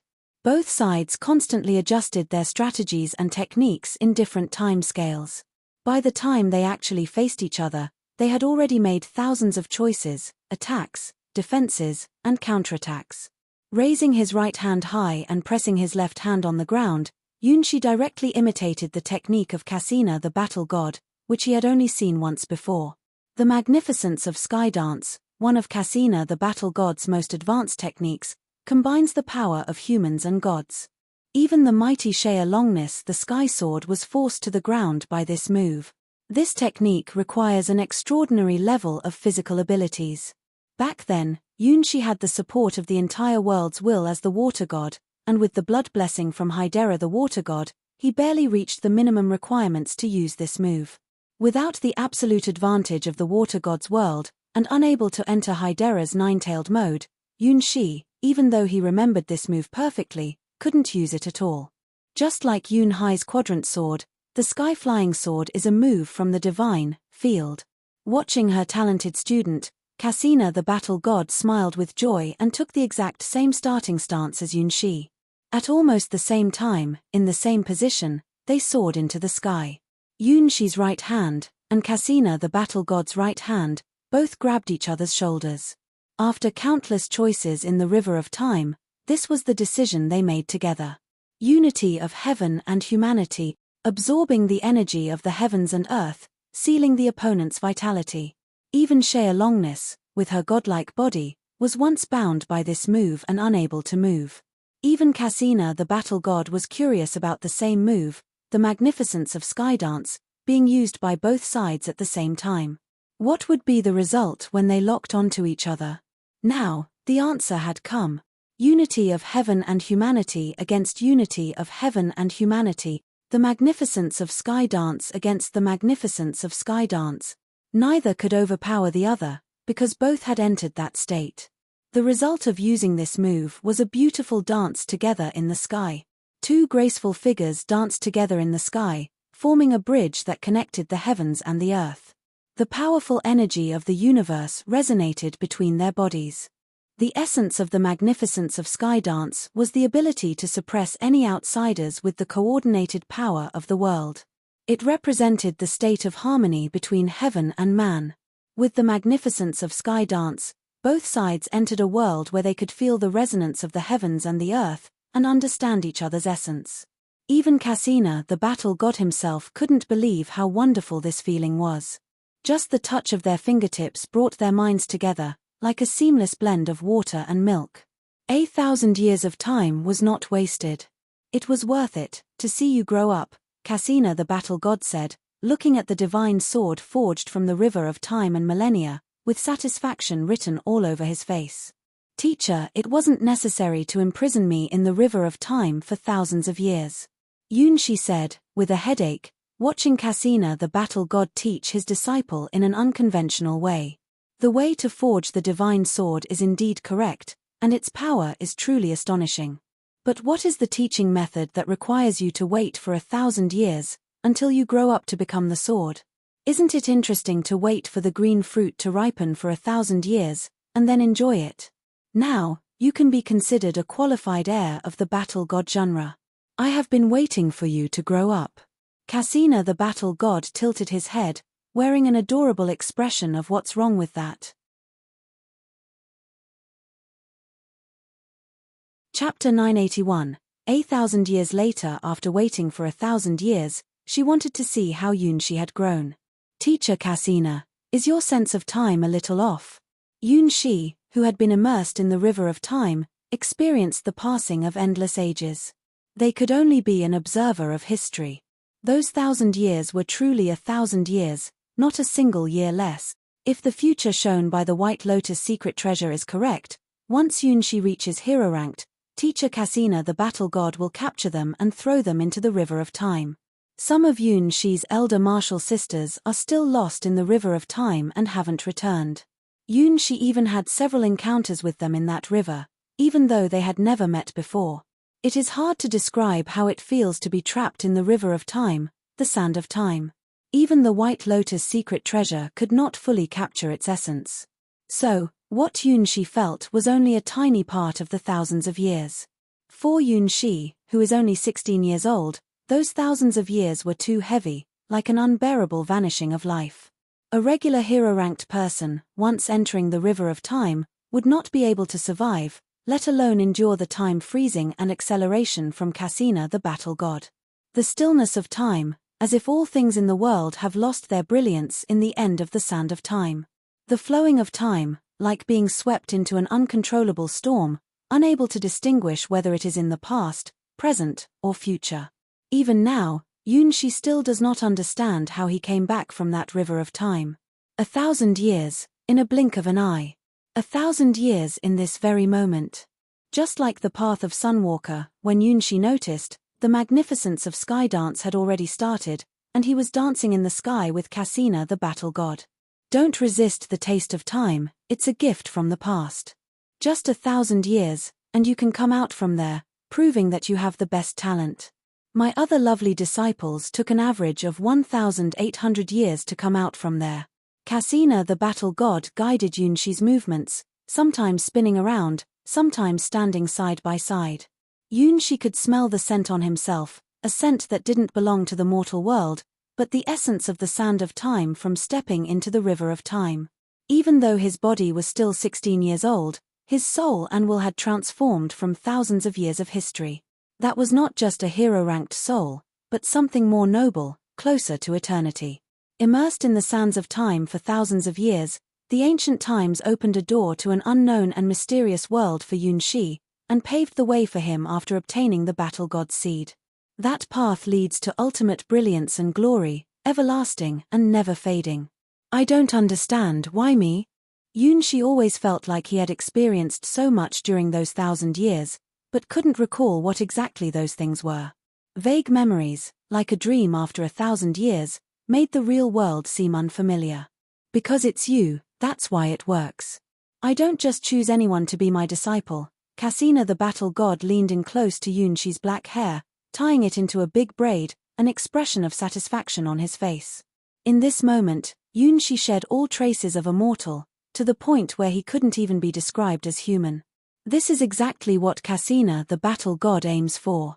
Only those who can master both strength and flexibility are qualified to inherit the power of the battle god. The other disciples are still far behind in this aspect. They are taking a similar path as her at the beginning, pushing their flexibility to the limit and then discovering the secrets of strength. Eventually, they will achieve a balance between strength and flexibility.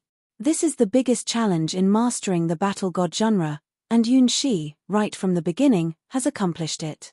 That is why she implanted the battle god's seed into his body without hesitation. After it sprouted, she threw him into the flowing river of time, the sand of time. 1,000 years so long. Yunxi's gaze became distant. His path is completely different from that of Sunwalker. He has only experienced a glimpse of it during the deduction in the White Lotus secret treasure, but he noticed a significant change in his aura. Is the person he is now the same as the person he was before entering the river of time? At this moment, the power surging within him is almost as strong as Cassina the battle god's power. But where did it come from? In the river of time, over thousands of years, what did he see and encounter to master such astounding power? He not only mastered Cassina the battle god's seed, but also Hua Hua's the sky-flying sword, and even the most difficult Yunhai's quadrant sword. Besides the unpredictable Starwings, with the advantage of 1,000 years of time, he has almost perfected all the abilities he can cultivate. After 1,000 years, he has become so powerful that he easily surpassed the legend rank. However, he doesn't understand the true power of his legend rank. The river of time, like the ultimate shortcut, allowed him to possess the power that would belong to him in 1,000 years. But it also caused him to lose many things. In those vanished thousands of years, what did he gain and what did he lose? Not understanding, Yunxi was only 16 years old, and 1,000 years seemed too long for him. Most hero-ranked beings could never live for 1,000 years, which meant that if he were thrown into the river of time and came back, everything he was familiar with could be gone. The girls of the Starwings Knights, as well as his childhood friends in the town, probably couldn't live through this much time. But Hua Hua was different. With her power surpassing the world, even 1,000 years could not diminish her shine. She would even shine brighter at the peak of the endless god's domains. Only beings with the eternal attribute could emerge from the sands of time. His teacher, Cassina the battle god, was naturally such a person. The twin witches and Hua Hua were also like this. Yunxi was surprised to find that his companion, Pafu, had also endured the test of the river of time and survived for thousands of years to stay with him. Pafu was the only living being he had brought out from the river of time. Not used to it, huh? But that's the reality, said Cassina the battle god. As someone who has reached the legend rank, you will eventually have to part ways with those you know. Cassina continued gently stroking Yunxi's hair. When you enter the realm of legends, the mortal world will gradually fade away from you. Chapter 982, The Intoxicating Taste Legends represent eternity. Even as civilizations rise and fall, and the world undergoes changes, mythical stories that become legends never fade away. As long as intelligent beings exist, legends will continue to be passed down, becoming everlasting. Having just emerged from the river of time, Yunxi felt the sense of alienation that comes with reaching the legend rank. It was a feeling of loneliness that was almost like being cut off from the world. Did teacher Cassina the battle god realize how fragile and small the world is? Compared to the endless river of time, the White Lotus Sword domain is just a tiny grain of sand, and even the entire Sky Sword God's domain is just a small section in the long river of time. Only legends are eternal. Similarly, only through legends can one become someone who is sought after by legends. No matter how powerful a hero is, they will eventually die someday. Only legends remain eternal, sung by countless wise races, becoming history, becoming a symbol, becoming forever. Humans who cannot reach the legend rank cannot capture the attention of Cassina the battle god. The minimum criteria for her disciples is to have the potential to reach the legend rank. Only after truly achieving the legend rank can Yunxi truly qualify to be with Cassina the battle god. Well, in various senses. Teacher, why did I lose so many memories? Yunxi had a faint mist in his eyes, as forgotten memories from thousands of years ago started to resurface. He couldn't remember, even though there was something very important. But he couldn't recall it anymore. Forgetting is the right thing to do. Even gods have moments when they want to forget. Not being able to forget is the greatest sorrow. We actually can't forget. You've just lost your way temporarily in the river of time, forgetting the direction to move forward. But that doesn't matter. Cassina the battle god combed Yunxi's hair and slowly taught him the truths that only someone of the legend rank can feel. Humans, in fact, never truly forget anything. There are just too many unnecessary memories that get hidden away. In the river of time, what you see is your own story, a story that has lasted for thousands of years. Awakening from the story, you realize that you have become a legend, a forever part of the tale. One day, you will regain the memories lost in the river of time, the unique moments that belong only to you. Yunxi, who didn't quite understand, looked at Cassina the battle god with gentle treatment. That soft and captivating demeanor made his heavy heart come alive again.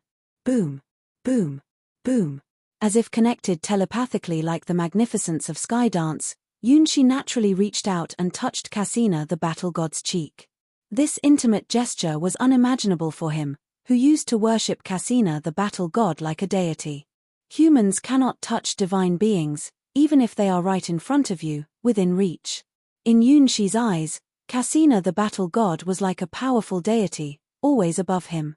Even in the moments when they practiced the basic moves of the battle god genre and their skin touched, it felt incredibly distant from him. Beneath Cassina's slender and beautiful body, there was hidden a power strong enough to shatter the stars, a power that he could never reach. Only other gods could touch the power of gods. Now, having reached the legend rank in the river of time, Yunxi finally had the qualification to touch his own deity. You really are a disciple who loves taking advantage, but this time I'll allow it, Cassina the battle god said, though they seemed as content as a leopard sunbathing on the African savanna, letting Yunxi touch their smooth skin. That lazy and adorable appearance truly made them irresistible, like a dangerous big cat. Yunxi, a man from the past, used to be as timid as a trembling little bunny in front of this terrifying big cat. But now, he has evolved into a fierce member of the cat family. It should be fine to be a little affectionate with him. The scent on his fingertips was filled with vibrant vitality that even the sands of time couldn't erode. The infinite power was unimaginable without personal contact. For a moment, Yunxi, feeling a bit proud and satisfied, suddenly realized the great difference between the two sides. Even though both are fierce members of the cat family, if Cassina the battle god, his own teacher, is the lazy sunbathing leopard, then Yunxi is only at the level of a British shorthair cat. The difference is so immense when it comes to the cat family. To celebrate you becoming my most outstanding disciple, shall we have a little celebration? Cassina the battle god let Yunxi touch his body and looked at him with a smirk. Hydera told me that you have good wine here. That belongs to Hydera. Yunxi blushed like a criminal caught at the scene of a crime, feeling completely ashamed. 3 cups, just 3 cups, and I'll forgive you. Cassina the battle god licked their lips, looking at Yunxi expectantly, with a hint of hesitation in their voice. After some hesitation, Yunxi made a wrong choice. He took out Hydera's cup and poured out the exquisite wine from it. Fantastic.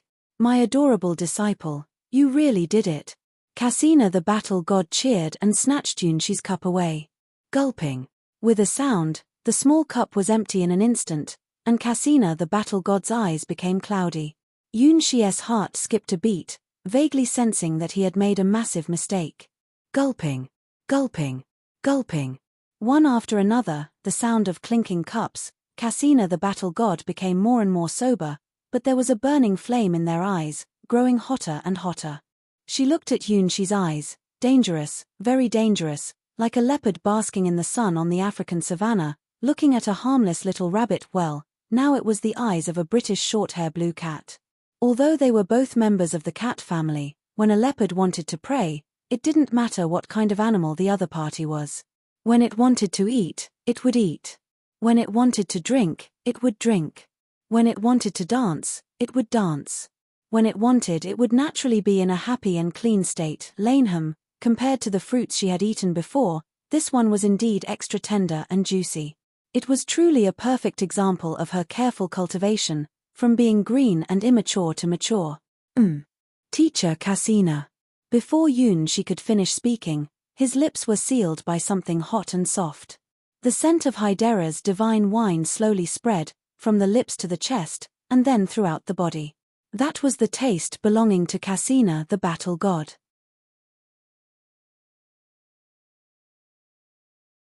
Chapter 983, The Radiance of the Starwings. In the midst of their entangled bodies, Yunxi, a man with a bewildered expression, looked up at the constantly flashing scenes in the sky. Being with Cassina the battle god made it difficult to keep track of time. Just how long have the two of them spent in this golden desert? Both of them belonged to the legendary rank and possessed the power of the battle god's seed. The overwhelming sense of physical and mental resonance was so captivating that it was impossible to break free from it. For Yunxi, Cassina the battle god's body was like a more intoxicating poison than Hydera's venomous wine. Drinking it would make one forget all their dreams.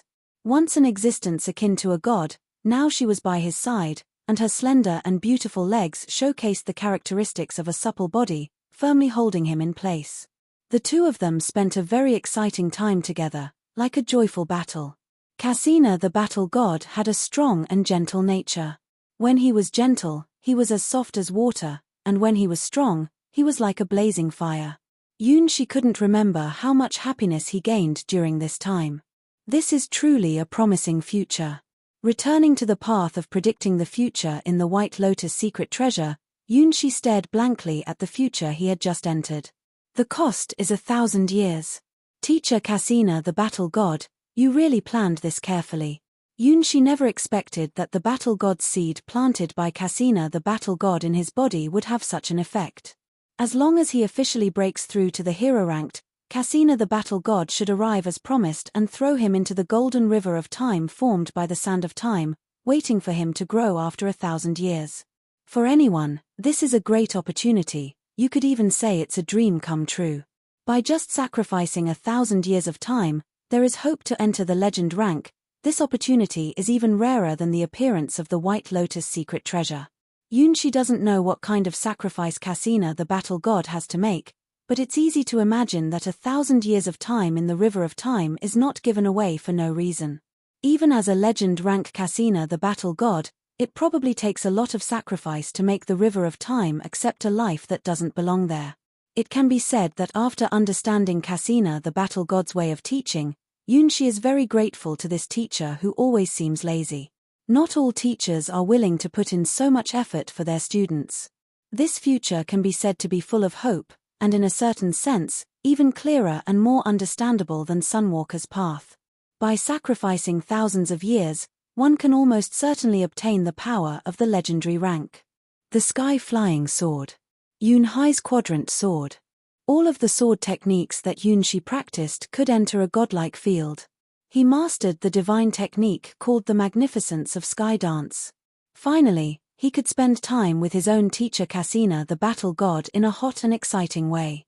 No matter how he thought about it, it was a future close to perfection, planned by his teacher Cassina the battle god, becoming the true successor of the battle god genre. However, the cost he had to pay made Yunxi hesitate. Thousands of years, for someone who was only 16 years old, were really too heavy. Even until now, he still remembered the vague and deep sadness he felt after leaving the river of time. The passage of thousands of years, even if it was just a simulation of the White Lotus secret treasure, made Yunxi feel the sorrow of time passing by swiftly. It was a sense of age and experience etched into his soul. Before entering the river of time, he, in his current stage, felt lost and anxious, with the dreams of 16-year-old Yunxi. After leaving the river of time, he became more mature than his present self, but also more melancholic. If it wasn't for this price, how good would it be? Getting something always means losing something. The principle of equal exchange always applies. Yunxi saw his future self, thousands of years from now, but that self felt unfamiliar and left him at a loss. Just like the future where he becomes Sunwalker and the Golden Crow Princess, the future with teacher Cassina the Battle God is within reach, as if it will happen in the not-too-distant future. Cassina the Battle God is waiting not for him in the present, but for his future self who will step into the legend rank thousands of years later. And there are other futures. After seeing his future twice, one as the Sunwalker and the other as the Cassina the Battle God, Yunxi had a clearer understanding of the future predicted by the White Lotus secret treasure. These futures have a high possibility of happening, so the version of himself appearing in the future is very likely to be another one. With his wings burning in golden red, Sunwalker flew together with the Golden Crow Princess in the heavens above the 33 realms. Stepping into the river of time, mastering the battle skills of the battle god, Yunxi embarked on a legendary path, just like Cassina the battle god. The future is not set in stone, a small detail can often lead to different landscapes. This time, the future that Yunxi touched had an exceptionally dazzling radiance. It wasn't just one star, but 2, 3, 4 stars. A future woven together by countless dazzling stars that made one's eyes dazzled. As Yunxi touched this moment of the future, he understood whose future it was. To be precise, it was their future. The sky was filled with countless stars, shining brightly. Each star was a scenery for Yunxi. They were all a part of his future. This future belonged to the Starwings Knights. My, what are you daydreaming about? Who are you, wearing platinum rose armor, holding a sacred cross-shaped shield, and wearing a crown on her forehead, looked at Yunxi with a confused expression. Behind her, a platinum rose flag adorned with the Starwings emblem was fluttering in the wind. Beside the two of them, there was an army of over 3,000 people.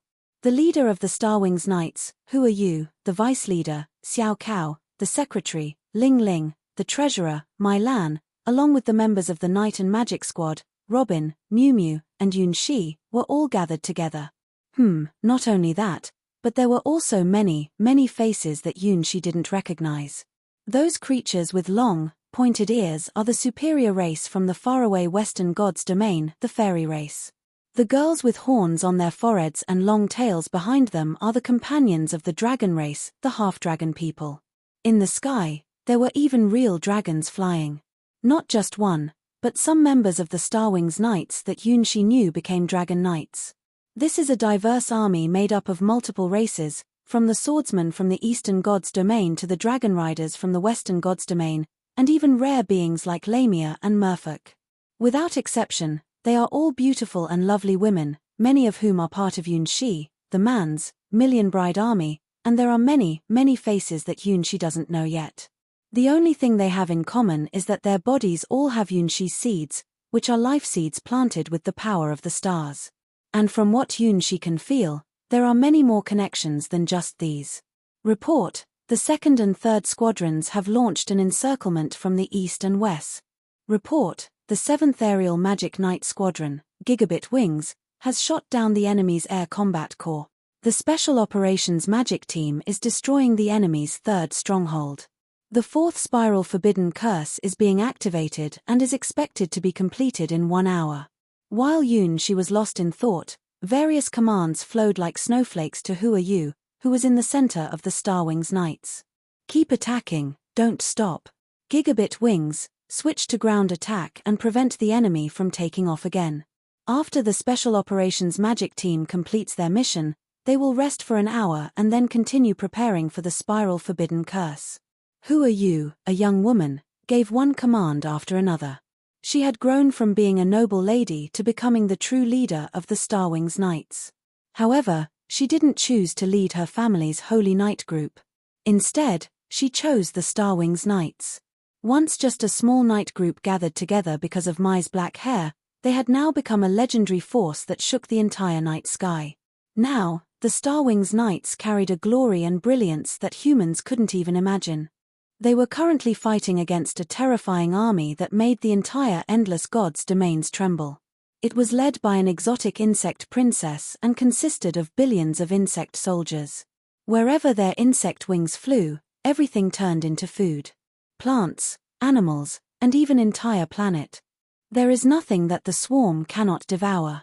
The sun demon insects, with their long purplish-black tentacles, can even use the sun as their breeding ground and reproduce in overwhelming numbers.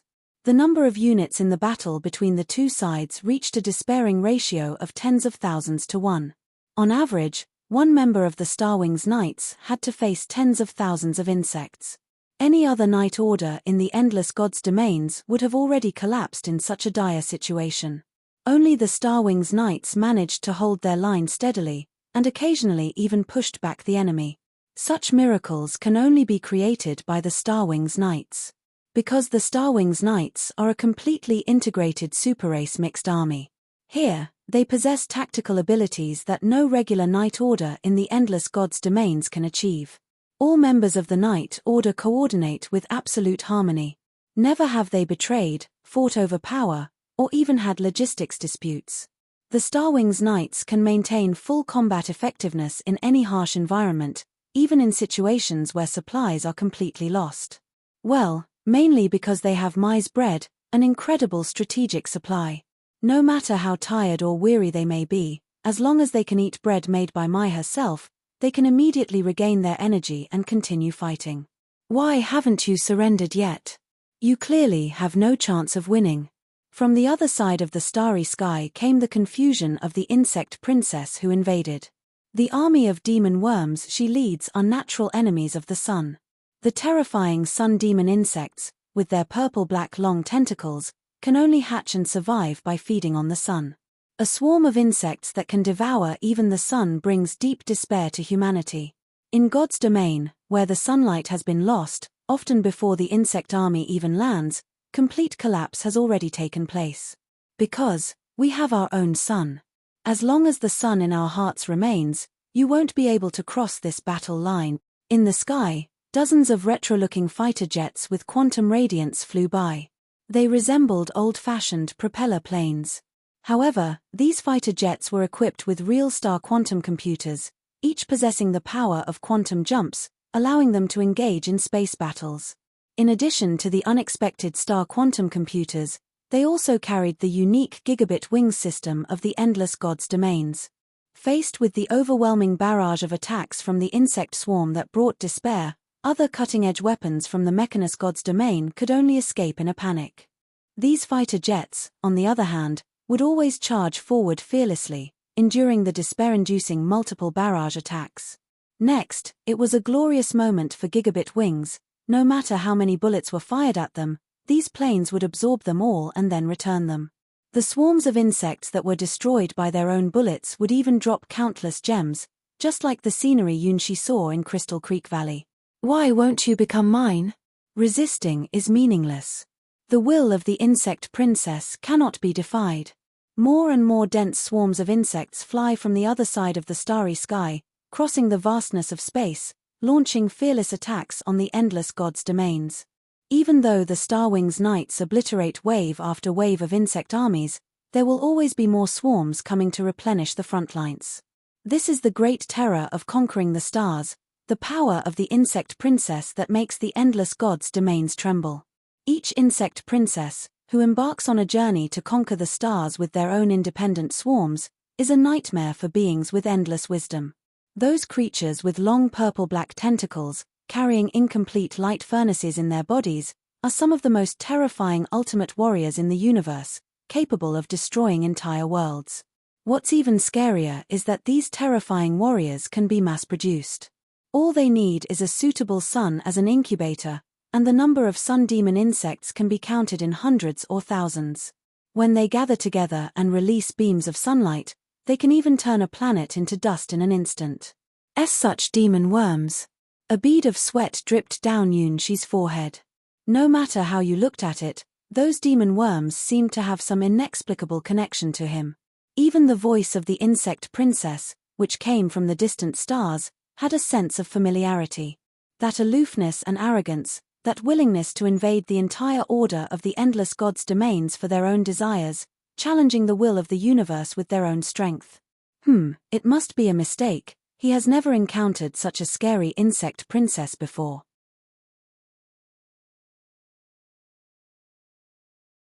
Chapter 984. The Showdown of the Aces. The insect army sent out their most powerful troops, the sun demon insects, with a force of over 3,000.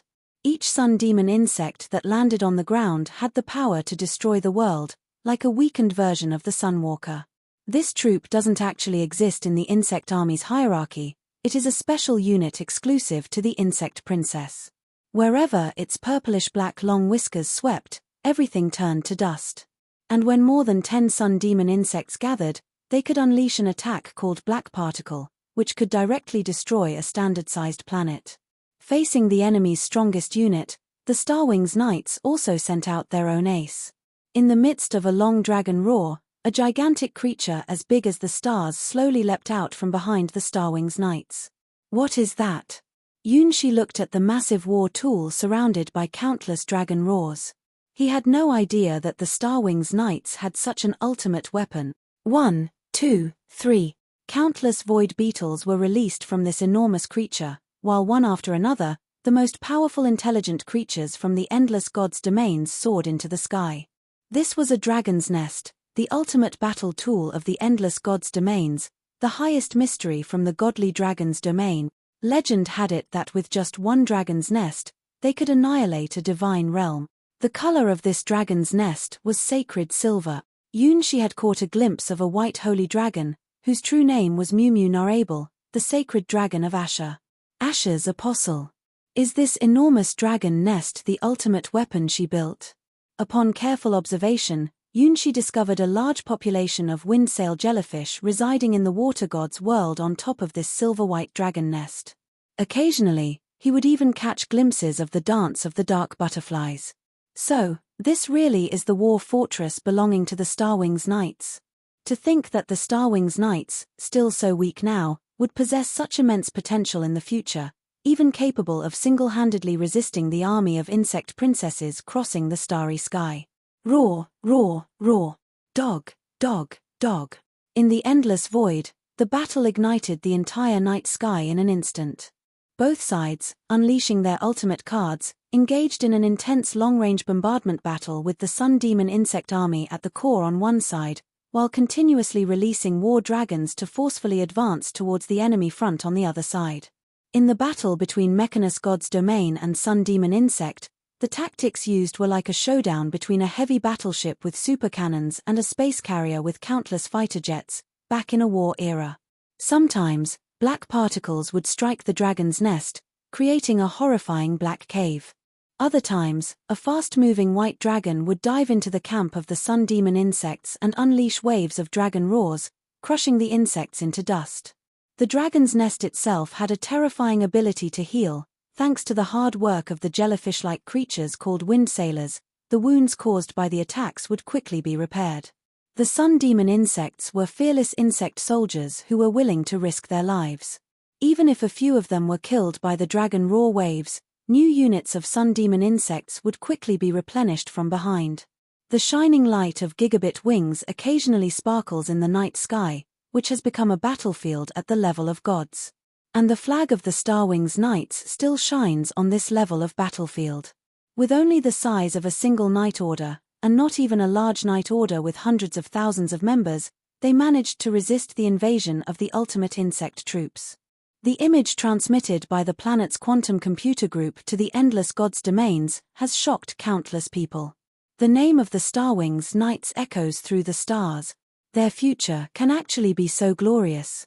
Yunxi had the boldest imagination about the Starwings Knights, which was just a small Knight Order located in the remote god's domain. Currently, the Starwings Knights, along with the newly joined Robin, the Knight and Magic team, only has a little over 40 people. Even if Who Are You, as the leader of the Starwings Knights, expands the size of the group, the most she can do is recruit the potential young ladies from influential families in the White Lotus Sword Palace. With Yunshi's limited imagination, he feels that having around 100 members in the Starwings Knights is already the maximum. Until he breaks through the hero-ranked limit, there are only a limited number of seeds he can use.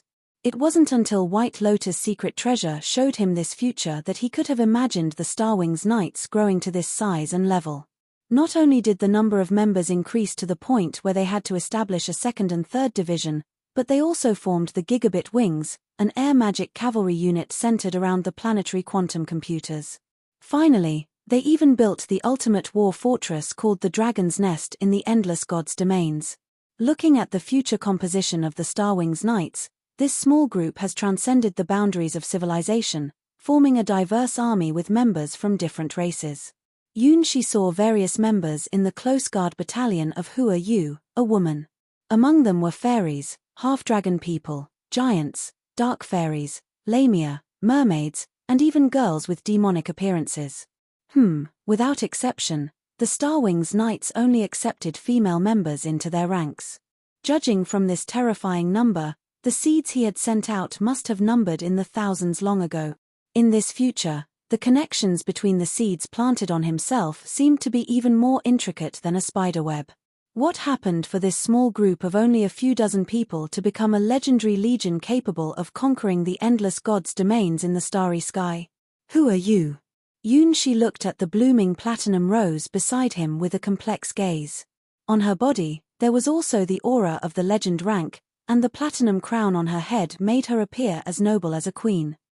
This time, I will definitely protect you, Hua Yu said as she lifted her platinum cross-sword, her eyes filled with unprecedented seriousness.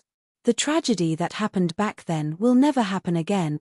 It is because of you that we have gained the power and courage we have now. We fight for my. At first, it was only Hua Yu's voice, but soon, it spread like a terrifying virus. We fight for my. In this future, am I? Yunshi looked at himself still wearing the black maid uniform, and his head suddenly started to hurt. Why is it my instead of his real name, Yunshi?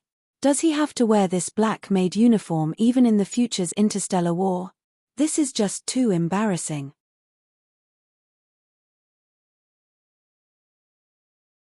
Chapter 985, the final bloodshed. After half a month of space battles between the Starwings Knights and the Insect Princess, Yunshi pondered.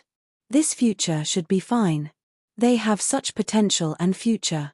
At this moment, Yunshi could feel the many threads of destiny intertwining with his own, creating a future. The owners of these threads of destiny were right beside him, visible within his sight. Because their destinies were connected to his, they would no longer be ordinary.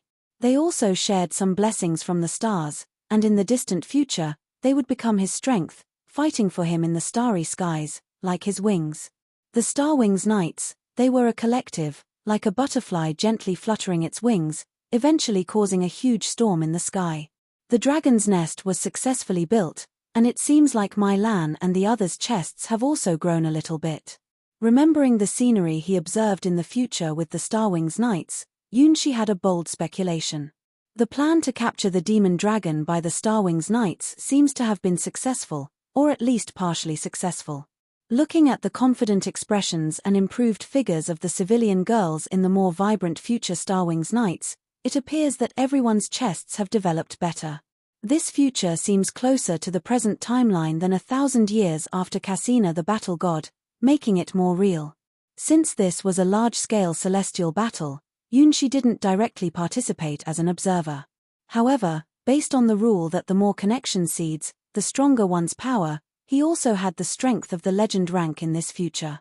The huge dragon's nest has a close connection with him, and it seems that the construction of the dragon's nest is closely related to him. He voluntarily entered the deepest part of the dragon's nest and saw the white holy dragon sleeping, effortlessly gaining the highest authority of the dragon's nest. It seems that the highest authority was originally his possession. So this kind of future exists too. After seeing 3 different futures, Yunshi captured 3 different paths of destiny. He couldn't help but wonder if it was his illusion, but in these paths of destiny, there was always someone missing. Why in all these futures is Hua Hua missing? Hua Hua is supposed to be Yunshi's childhood friend and the strongest ally he knows, but in these 3 futures, she doesn't exist. Is there a future where Hua Hua and I are together? For the first time, Yunshi asked the White Lotus secret treasure that revealed different future paths for himself. The White Lotus secret treasure seemed to hesitate for a long time before finally giving Yunshi an answer. That path was hidden in the most inconspicuous corner among all the paths, and it could even be said that its existence was precarious. In the future world line shown by the White Lotus secret treasure to Yunshi, this line was the most unstable, like a kite string that could break in a storm at any moment. Just by looking at this line that seemed like it could disappear at any moment, Yunshi instinctively sensed that there were problems within it. Would the White Lotus secret treasure be unable to complete its calculations for the future of him and Hua Hua? Was this the problem of the White Lotus secret treasure, or was it the problem of him and Hua Hua? No matter what, I will see. Yunshi believed that the future could be changed. Even if he had 3 possible futures that could be called glorious, Yunshi was willing to believe that his future would definitely include being with Hua Hua. That was a strange scenery unlike the landscapes in the human world. In the enormous ruins, a girl cried as she raised the Dragon Emperor's sword towards her lover. Why is it you? Only you, only you.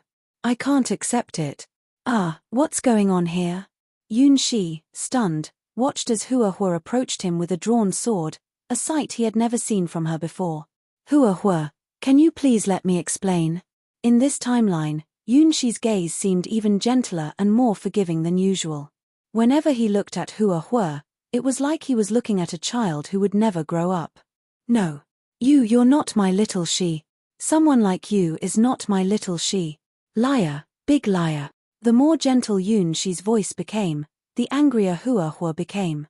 El Phyllis, Millie, Yi Li, they, the Starwings Knights, all can be forgiven. But, this time, I can't forgive you. Why did you betray me, my... A cluster of green hair stood up like a knife, coldly locking onto Yunshi's neck. You are my enemy. My... What on earth is going on? Yunshi was completely puzzled by this future. What kind of misunderstanding had happened between him and Hua Hua, to result in such a bloody scene with Azura? Hua Hua. How did we end up like this? Yunshi in this future, with a hint of sadness and world weariness, seemed much more mature than the present Yunshi. From the outline of his features, it seems that he has indeed grown a lot, no longer the green and inexperienced look of a 16-year-old, but more like the self that Yunshi in Cassina the battle god's future would see 1,000 years later. Nevertheless, from that faintly sad gaze, he was still Yunshi, a version of himself from a timeline that the current Yunshi is unaware of. It's all because you unfaithful turnip, Hua Hua said, with clenched teeth, and the green light on her head almost breaking through the sky. You must admit when you've been unfaithful. Desert Dragon Zaka said. Clearly, you've had multiple affairs, and yet you have the nerve to speak. Ice Dragon Zaka said. And besides, this time it's... Red Dragon Zaka hesitated. Oh my goodness. Black Dragon Zaka looked at Yunshi with a hostile gaze, feeling especially resentful. Yunshi could see from the cold sweat on his forehead that perhaps he was at fault. I am innocent. I didn't know she was. Involving a woman whose name isn't even allowed to be mentioned, the future Yunshi also had a face of frustration. Clearly, he himself was the biggest victim in this matter. Face your judgment. The green flashes turned into scissors that could cut everything. They launched a punishment against Yunshi, and 4 Zaka blocked all the spaces that Yunshi could escape to. They used a never-seen-before sealing technique on Yunshi. In this battle, Yunshi was defeated miserably, completely crushed by his unbeatable childhood friend. From now on, I won't allow you to leave my side.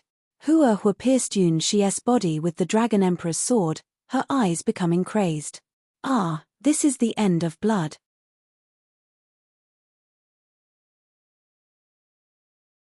Chapter 986, The Strongest Future. Why?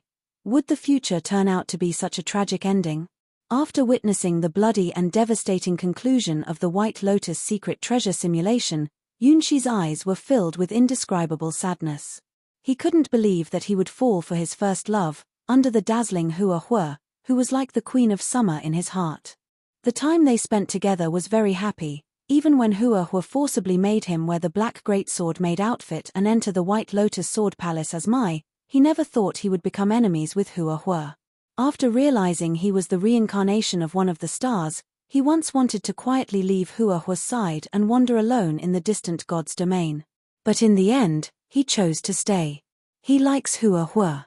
Hua Hua must have liked him too. Yunxi had high hopes for a beautiful future together, but the future that White Lotus secret treasure presented to him was a big disappointment. It shouldn't be like this. That wasn't the Hua Hua he knew. Her wild and desperate appearance didn't seem normal no matter how you looked at it. Like a summer queen shining in the clear sky, Hua Hua turned into the embodiment of blood and fire, her uncontrollable anger leaving a huge psychological shadow on Yunxi. Yunxi never imagined that there would be a day when he would become an enemy with Hua Hua. Since he was very young, Hua Hua has been his invincible idol. This impression, starting from considering Hua Hua as only a third-rank swordsman, has been unbreakable, and it has never wavered as he stepped out of the small town and witnessed a wider world. His understanding of the strong, the concept of the limits between hero-ranked and below hero-ranked races, all came from Hua Hua. Hua Hua is his ideal, the embodiment he admires. If there's anyone in this world who makes him want to give up before even starting a fight, it's only Hua Hua. At least for now, he can't even imagine defeating her with his own strength alone. Just like the future deduced by the White Lotus secret treasure, even if he becomes the legend ranked in that future, he still falls under the dominance of Hua Hua's Emperor's Dragon Sword. You know very well. I won't beat you.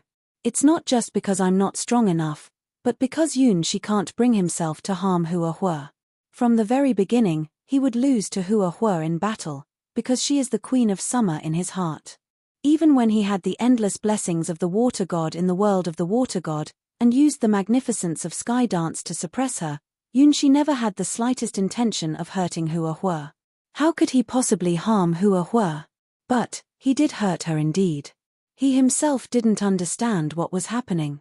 The despair and madness in Hua Hua's eyes, as if she was about to cry, and her shattered heart, were evident when her imperial dragon sword pierced through his body. Even though it was his own self being pierced, Yunxi heard Hua Hua's broken voice. The battle between him and Hua Hua would have no winner, both sides were losers. That's why the future is so dim, teetering on the edge, and even the calculations of the White Lotus secret treasure are filled with fear and uncertainty. Who exactly? From the scattered words of the four Zaka beasts, Yunxi could infer that it was caused by a nameless woman. It's not El Felice, Millie, or Yi Li, his childhood friends, and it's not anyone from the White Lotus Sword Palace or the Starwings Knights. There was someone related to Hua Hua, a person who he might not be aware of right now, and this eventually led to this tragic bloodshed. White Lotus secret treasure would definitely not make unfounded speculations, which means that this woman is already connected to him now and has a great potential to cause this tragedy in the future. Anyway, I won't let this future happen. Hua Hua. After seeing 3 different futures, Yunxi was convinced that the deductions of White Lotus secret treasure had a high probability of occurring, just that they extended in different directions from his own timeline. Truly representing the rules of world wisdom, the sacred tree Linjia, a crystallization that even the sky sword Yunhai admires, is an unique flower that can make the world believe lies with just one petal. I will forgive you. I will definitely prevent you from seeing this kind of future. The previous 3 futures, in a certain sense, led to hopeful timelines, except the one where Hua Hua is involved, which is full of tragedy and bloodshed. Even so, Yunxi chose to believe in Hua Hua and forgive her. If it really came to that point, it wouldn't just be Hua Hua who was wrong, but rather there would be a greater possibility that he himself made the mistake. Knowing Hua Hua's personality, even if Yunxi married Millie, Yi Li along with her, and brought all the Starwings Knights back home, he could not possibly fall into such despair. Just as he would forgive Hua Hua unconditionally, she would never fall into that kind of dark state unless forced into a desperate situation. With wings that soared above the world, Hua Hua was a free-spirited queen. Even if it was 1,000 years later, she would definitely continue to be with him. Yunxi had no doubt that she could reach the legend ranked. After seeing the future with Hua Hua, Yunxi became even more convinced of the miraculous aspects of the White Lotus secret treasure. Since such a future was possible, he wanted to avoid it by any means necessary. Therefore, he no longer looked at the countless different future paths, as it would waste a lot of time and make his future choices more uncertain. For the last time, I want to know the strongest future I can enter now. Yunxi asked himself seriously, abandoning unnecessary distractions and opening many convenient doors with the White Lotus secret treasure. This time, the quiet moment of White Lotus secret treasure was even longer than the time it took to deduce Yunxi and Hua Hua's future together. The most tragic future and the strongest future are, in a way, similar. It takes more than a moment to deduce them. However, that kind of future does exist. Sacred Tree Linjia can see, among Yunxi's countless intertwined threads of fate, the path that leads to the deepest and darkest future. He may not have realized it himself yet, but he has already found the key to that future. However, even Sacred Tree Linjia needs to expend a tremendous amount of power to deduce that future. Unlike the previous 4 futures, this future contains something hidden that carries a heavier destiny than all 4 of the previous ones combined. It is about love and being loved. Trust and betrayal. Even after millions of years, they will still be intertwined and unable to separate even in the distant future. In the River of Destiny, Yunxi has grasped that thread, awakening the existence that will create the most terrifying legend in a certain timeline. Do you truly want to know? For the first time, Linjia, the origin of the White Lotus secret treasure, spoke to Yunxi. Yes, give me the strongest future. At least let me know what I can achieve at this moment. Yunxi also understood that the future deduced by Sacred Tree Linjia would not appear without reason. It was all strictly deduced based on everything he currently possesses. The Sky Sword Yunhai once obtained the ultimate answer of the Yunhai Quadrant Sword here, creating the non-existent cat that drove countless mathematicians and even deities crazy. His first path is a future with the Golden Crow Princess, based on the high compatibility of his Starwings and the Golden Crow Princess. The second path is a future with Teacher Cassina the Battle God after stepping into the River of Time, a bond between master and disciple. The third path is the future of the Starwings Knights, created by countless connected seeds. The fourth path is the future that leads to the tragic ending of falling under Hua Hua's sword. At this moment, Yunxi also wants to know what the strongest future he can achieve will look like. If he wants to change the tragedy with Hua Hua, he will need strong power, at least a future that gives him confidence to stand against Hua Hua. This future, it will require you to give up your highest mark. Sacred Tree Linjia, the source of the White Lotus secret treasure, informs Yunxi about the cost he must pay to see this future. Without a doubt, Yunxi has been able to overcome challenges and master the Gigabit Wings sword technique that suits him best. The highest level mark recognized by the White Lotus secret treasure has played an important role, and it may continue to have a magical effect in the next stage of the trial. But now, Yunxi has no hesitation. The highest level mark of the White Lotus secret treasure is very precious, but what Yunxi wants to know more is what his strongest future looks like. Only then will he have the confidence to change the tragic outcome with Hua Hua. Sure, go ahead and use it. For others, the highest level White Lotus secret treasure imprint is a treasure they would never let go of, but for Yunxi, who is not focused on the White Lotus secret treasure trial itself, it is something he will use when necessary. For him, this future deduction might be more important than the reward for the final trial of the White Lotus secret treasure. You will see the abyss. After the profound hint from the White Lotus secret treasure, all the paths around Yunxi disappeared, leaving him alone in a vast void. No, not all paths disappeared, there is still one path remaining. To be precise, that cannot be called a path to the future, because this path is beneath Yunxi's feet. When Yunxi's eyes were filled with the sparkling paths, it was impossible for him to notice the path beneath his feet.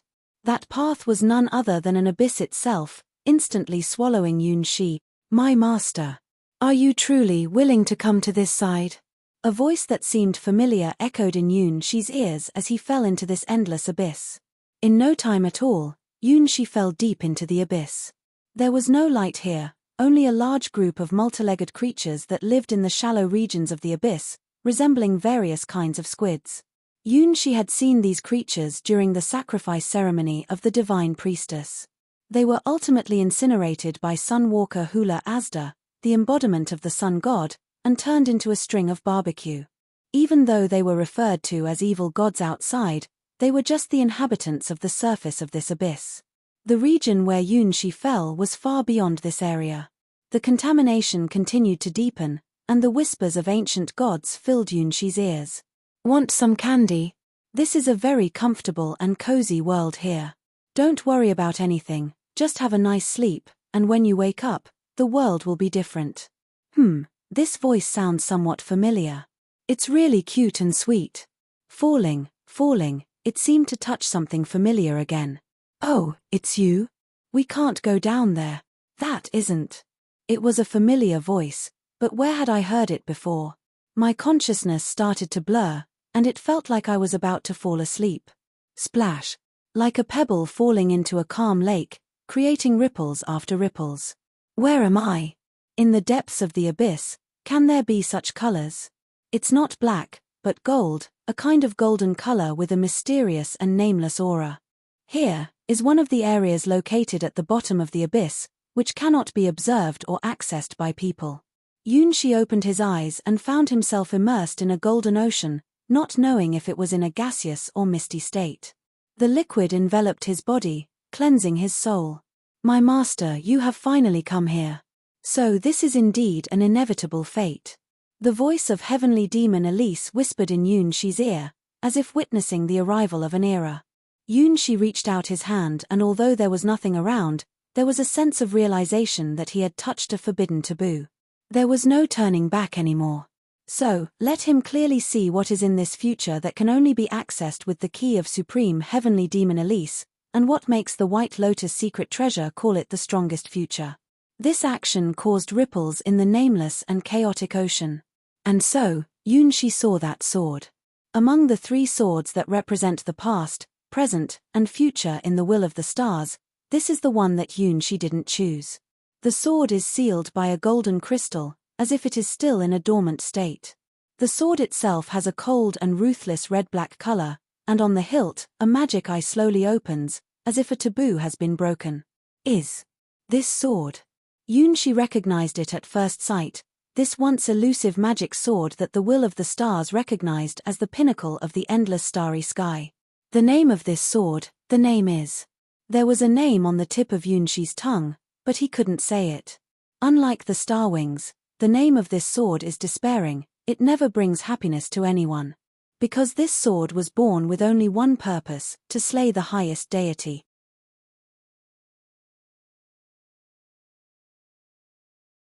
Chapter 987, Dance of the Black Wings. Yunxi never expected that the White Lotus secret treasure, which consumed his highest-ranking White Lotus insignia, would ultimately lead to such a result. This sword was one of the 3 strongest swords he had glimpsed in the past, present, and future memories of the star spirits, which he had chosen as his exclusive god weapon during the purification of the star's will. At that time, he had chosen what seemed to be more suitable for his future, which is now his exclusive god weapon, the Starwings. He had no knowledge of the names or origins of the other 2 swords, and it was unclear which represented the past and which represented the present. The answer given by the White Lotus secret treasure was the strongest future he desired and could now see. This sword. Is this the future I will experience if I choose this sword? Is it only through Elise that one can enter this future timeline? At that time, the reason Yunxi chose the Starwings was because he felt it resonated the closest with his own aura. The future is always filled with charm because no one knows what the future will look like. Among the 3 swords past, present, and future, Yunxi chose the Starwings for a very simple reason. Because the Starwings is the most beautiful, with a charm and radiance that suits his understanding, it comes with a halo formed by countless intertwining wings. By the time he realized the indescribable secrets hidden within the Starwings, it was already too late to turn back. However, even if given another chance to choose, he would probably still choose the Starwings, as he is more unfamiliar with the other 2 swords. In the initial observation, whether it's the sword sealed by countless chains or the sword with the magic eye in front of him, both emit a desperate scent of blood and aura of slaughter. Only the Starwings, shining with hopeful brilliance, like a mythical creation woven with countless feathers of love. Subconsciously, Yunxi classified the two swords in front as cursed swords, while considering the Starwings as a divine sword. From the beginning, Yunxi had a vague premonition that he would interact with the other two swords in the future. Just didn't expect to come into contact with one of them so soon. Without a doubt, White Lotus Secret Treasure knows about the existence of this sword and has provided the key to obtaining it. The heavenly demon Elise, summoned by the Paranirmita Vasavatin scroll, is the one who can enter the abyss and come into contact with the key to this sword. It is because of Elise's presence that Yunxi feels a slight connection to this mysterious sword, unsure if it represents the past or the present. However, he is not the owner of this sword. Yes, it was only after Yunxi saw the sword that he realized this. In fact, this sword doesn't belong to him, it belongs to someone else. The proud and icy black-red blade, the slowly opening magic eye that is gazing at him, gives him a familiar yet unfamiliar feeling. It seems that he and this sword have an indescribable connection, woven by the dark threads of destiny, a symphony of despair and deepest terror. This sword is the abyss. This sword has the power to kill everything. There is nothing that this sword cannot kill. Just like the Starwings represent wings that surpass the three realms and exist beyond the five elements, this magic sword born in the Golden Sea of Chaos has the innate power to destroy all rules and slay deities. Unlike the Sky Sword that will reach the Godslayer realm in the future, the original purpose of this sword's creation was to kill the mighty gods and defy all the rules of the heavens and the realms. Who is the owner of this sword? Why did the will of the stars bring forth this sword before him in the beginning, and offer him possibilities to choose from? In this Golden Sea of Chaos, it's clear that besides this sword, there's no sign of any living beings. The sentence is from a storybook, please translate it into English. The golden crystal, which seals the red and black sword, slowly shatters. The red and black magical sword quietly gazes at the unexpected visitor who has entered the Golden Sea of Chaos. Here is a chaotic field that even ancient gods cannot enter. The distant time and space have always been closed to the public, and this field has never been open to outsiders. Since the golden chaotic scenery appeared at the bottom of this abyss, there have been no visitors, and even the outside world remains unaware of this field. So, who gained the coordinates here and crossed the endless spiral corridor to arrive at this Golden Sea of Chaos that should not be observed by anyone? There is only one answer. It is the owner of this Golden Sea of Chaos who brought this person here. Only she can do this, but she herself is still in the process of being nurtured, just like this Golden Sea of Chaos. In place of her slumbering, one of her incarnations, similar to a mythical dream elf, collects the abyssal breath from the outside world, eternally immortal. It is a fate of sorrow burdened with bloodshed and killing, engaging in unending battles with unbeatable opponents, falling time and time again on the battlefield, unable to live or die. Through a more ancient existence than this Golden Sea of Chaos, that girl made a contract with this field, gaining eternity and a true name that doesn't belong to humans. Elise, the goddess of war, with her unrivaled beauty and the dancing sword known as the Killing Princess. Why did Elise choose to open the endless spiral corridor lock that no one else could unlock from the outside and bring outsiders into this Golden Sea of Chaos? How did this human manage to come here, a place that even gods cannot enter, representing infinite darkness and corruption, untouched by any contamination? Ishtar. Who is he? The sound of swords echoed in the endless golden chaos sea, as the demonic sword ruling over the chaos sea asked the endless god's domain and one of the embodiments of the Golden Sea of Chaos Master, the supreme heavenly demon, the only one connected to this place. He is my master. The voice sounded slightly confused, as if the owner of this voice was also in doubt at the moment. Returning to the Golden Sea of Chaos that gave birth to her, she seemed to suddenly understand many things, while the memories belonging to the Killing Princess were also falling apart. Everything after becoming the supreme heavenly demon, everything while alive, and the memories of the other three superior heavenly demons within her body, were all starting to be released. The allure of the heavenly demon, Saint Demon's wisdom, Azura's intent to kill, and the power contained in the true name Elise, everything was going mad. She herself couldn't understand the concept of this Golden Sea of Chaos. Just by coming here, Her own existence started to dilute. Yunxi could immerse himself in the golden sea of chaos without being changed because he had a soul that could not be affected by anything, whether it was the whispers of ancient gods or the pollution of the abyss. His blessed soul was protected by the stars. In other words, only when Yunxi himself had problems would his own soul collapse, and it would never be polluted and destroyed by external forces. This applies even to the chaotic atmosphere of the ocean that contains the power to destroy even the supreme heavenly demon. How do you have a master? You only have one master. The changes in Elise seemed to surprise even the magical sword. The concept of Elise's existence died long ago in her battle with Cerberus. She left behind the Black Maid's outfit and the sword, representing the legacy of the Great Sword Maid. The once-killing princess has long been annihilated, leaving behind only the heavenly demon transformed from her soul. Through a contract provided by an ancient being, Elise became a partial vessel for the master of the Golden Sea of Chaos, which is still gestating.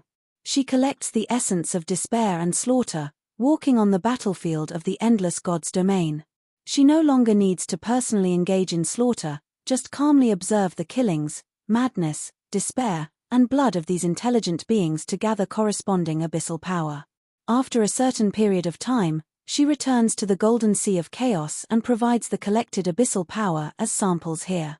Elise, the goddess of dawn and Venus, symbolizes endless wars. Perhaps, since she obtained this name, she has been connected with some mysterious existence. I am Elise. No. I am also Ishtar. Dawn's. Venus.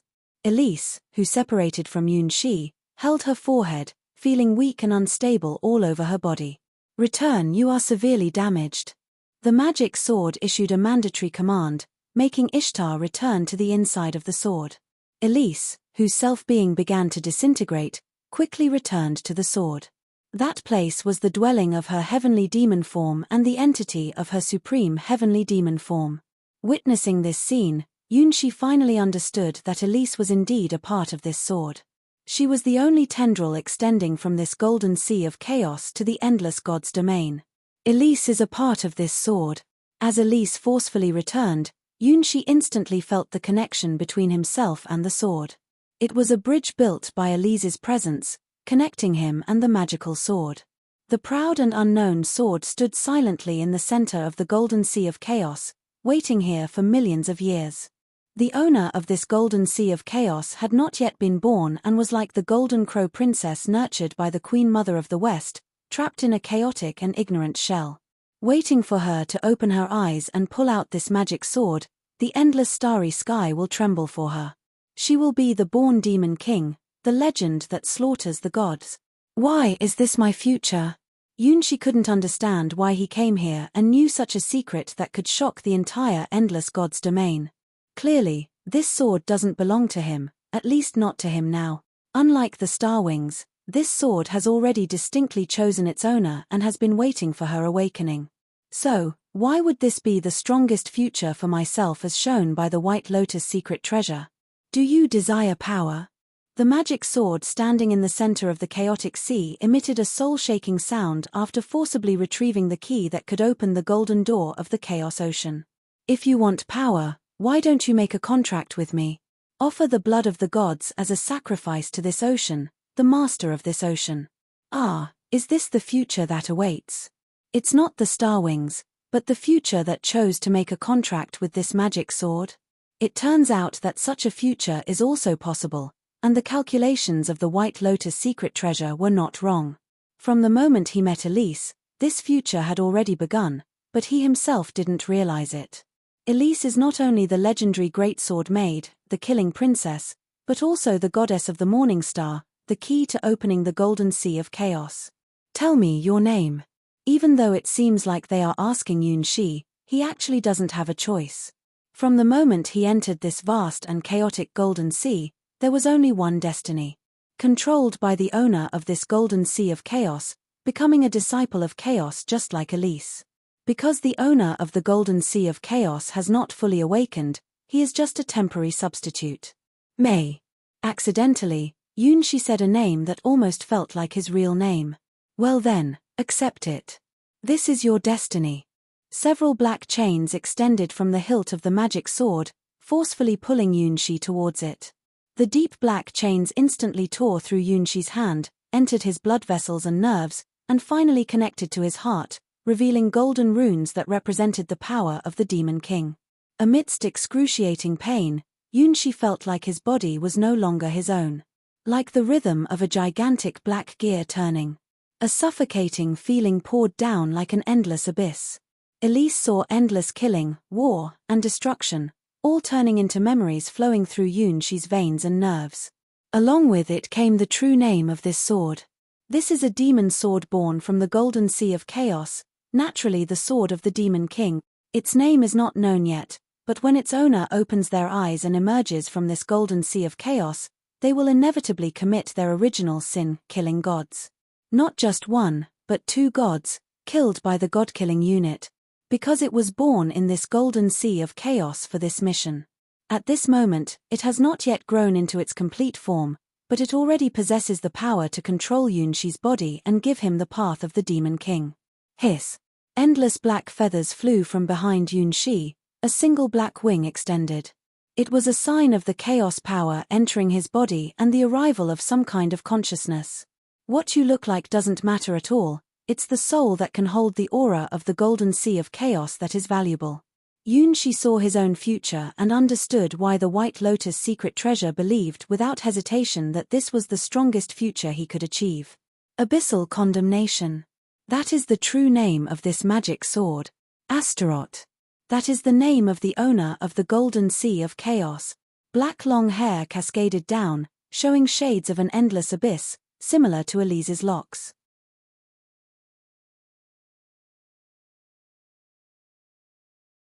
Chapter 988, The Arrival of the Demon King Astaroth. In the moment when Yunxi uttered the true name of the master of the Golden Sea of Chaos, he felt an unprecedented sense of expansion. This feeling even surpasses the awakening after experiencing thousands of years in the Time River with teacher Cassina the battle god. Even if thousands of Starwings night seeds are combined, they cannot achieve it. Even the Golden Crow Princess, who is high above and dances in the 33 heavens, feels a bit overshadowed. This power comes from the abyss, from the Golden Sea of Chaos, from the Demon King named Astaroth. The red and black magic sword named Abyssal Condemnation naturally falls into Yunxi's hand, emitting a soul-shaking sword sound. Sword, pull out this sword. After pulling it out, the world will be different. This is what White Lotus secret treasure sees, the strongest future for Yunxi in the river of fate that can be captured. Become the Demon King. The Abyss Demon King has the power to kill gods, and is not like the imaginary supreme heavenly demon Elise. The disciple, bearing the name Astaroth, became the master of the Golden Sea of Chaos. The ancient Golden Sea of Chaos hopes for such a future and has specially granted Yunxi the qualification to use the most powerful magic sword, Abyssal Condemnation, because they were captivated by his unique soul. With Elise, the duplicate of the master of the Golden Sea of Chaos, as the key, Yunxi opened a path to an endless unknown future. The entire Golden Sea of Chaos boiled when Abyssal Condemnation was pulled out. It is a power even darker than dusk. The power of the Golden King of Darkness, deriving from the endless chaotic sea, is darker than pitch black and deeper than night. She is the abyss, she is destruction, she is slaughter, she can bring about the end of all things. As long as you possess Abyssal Condemnation, even gods can be slain by you. Everything foolish standing in front of the Abyssal Condemnation will turn into history's dust. A dark abyssal light fell from the White Lotus secret treasure crystal ball.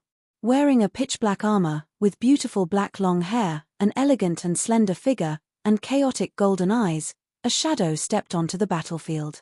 Her opponent is Koran, the prince of the Black Demon Dog and a descendant of the terrifying Cerberus from the depths of hell. In the future deduced by the White Lotus secret treasure, Koran inherits exceptionally pure Cerberus bloodline, with a huge dog head manifesting and wearing ancient and heavy royal armor. The sky is useless and dying stars. Death is with me. Koran, transformed into a giant dog-headed emperor, let out a deep roar. He has already won 10 consecutive victories since joining this battlefield. In the War of the Crystal Ball, the winner has a huge advantage, while the loser will suffer a huge mental blow. Therefore, the more consecutive victories a person has, the greater their advantage. From this point, it can be seen that this trial is biased. Only those who have the highest potential and can unleash the power of their future desires to the fullest can make it to the end. Losers have no rights. The prince named Koran, with the bloodline of Cerberus fully awakened, is undoubtedly an elite on the battlefield of the Crystal Ball. His bloodline comes from Cerberus in the Divine Era, a hellhound that surpasses the evil gods. Transformed into the form of a giant dog-headed emperor, with each opponent he defeats, he can taste the pleasure of absorbing their souls. After absorbing souls 10 times in a row, he believed that as long as he continued like this, he would be invincible in this crystal ball battlefield, at least that's what he thought. Until this moment, he encountered a figure behind him with a single black wing, named Astaroth, who held the future. Trembling, Koran's giant dog paw involuntarily trembled when facing the invisible pressure emanating from the dark figure, despite the power of absorbing souls being stacked 10 times. He became extremely panicked. What's going on? What happened? Why is his body trembling when he already has the power from his ancestors and the ability to absorb souls from the real Cerberus? As the terrifying monster dog, Cerberus, who has resurrected from the Divine Era, Cerberus has a true immortal body. How could he be afraid of a human? No, is this really a human? Why does the soul tremble just by looking at this figure, as if seeing a natural enemy? I am the mighty dark wrath beast, the bloodthirsty hunter, the emperor of the Cerberus. How can I lose here? I will devour your soul. Koran lunges forward, opening his blood-filled mouth and launching a primal attack on his enemy. Roar of terror emit a soul-shaking roar, lowering the enemy's fighting spirit and causing them to scatter and flee. Bloodthirsty trail, marked enemies cannot escape and leave visible traces that can be pursued until death. Soul absorption, gain a portion of the opponent's soul power after killing them. The stronger the enemy, the more soul power is obtained. Endless tearing, using his sharp claws to tear apart the opponent's body, making them unable to resist. In an instant, Koran activated the 4 innate abilities from his Cerberus bloodline. This would be impossible in the real world, but this is the battlefield of the Crystal Ball game. This is his future form, a manifestation of the Cerberus's killing instinct. Astaroth looked at Koran rushing towards him, with no intention of drawing his sword. An opponent of this level doesn't deserve to make the Demon King from the Abyss draw his sword. Extending his snow-white fingers, the dark flowing light from the Abyss danced at his fingertips, and then gently flicked. Crack! In an instant, Prince Koran, who awakened his Cerberus bloodline, turned into a pile of unrecognizable shredded meat, then blew away to the edge of the horizon. Only a motionless ghostly image of a dog's head remained, lingering where he died, confused and lost. Out! Among the ranks of the aristocratic Youth Alliance, Koran, who was just proud moments ago, held onto his head in pain, rolling on the ground and wailing. Completely unaware of how he died, and unable to even see clearly how he was killed. The figure with spread black wings became Koran's haunting nightmare. Even if it shattered and returned to reality from the crystal ball, it still made Koran's whole body twitch, almost making him vomit. What's wrong, Koran? What happened to you? Child Sanquan exclaimed in astonishment as he looked at Koran beside him. Although he didn't want to admit it, the not-so-smart Prince Black Demon Dog Koran was indeed the strongest fighter among the evil gods. You're tuning in to the Dreamy Chapters YouTube channel. We're so grateful for your support, and don't forget to subscribe to join us on this incredible journey through captivating stories. Your generosity through donations truly makes a world of difference, as it's the primary source of revenue that allows me to expand and enhance this channel for you. Thank you from the bottom of my heart for being a part of this adventure.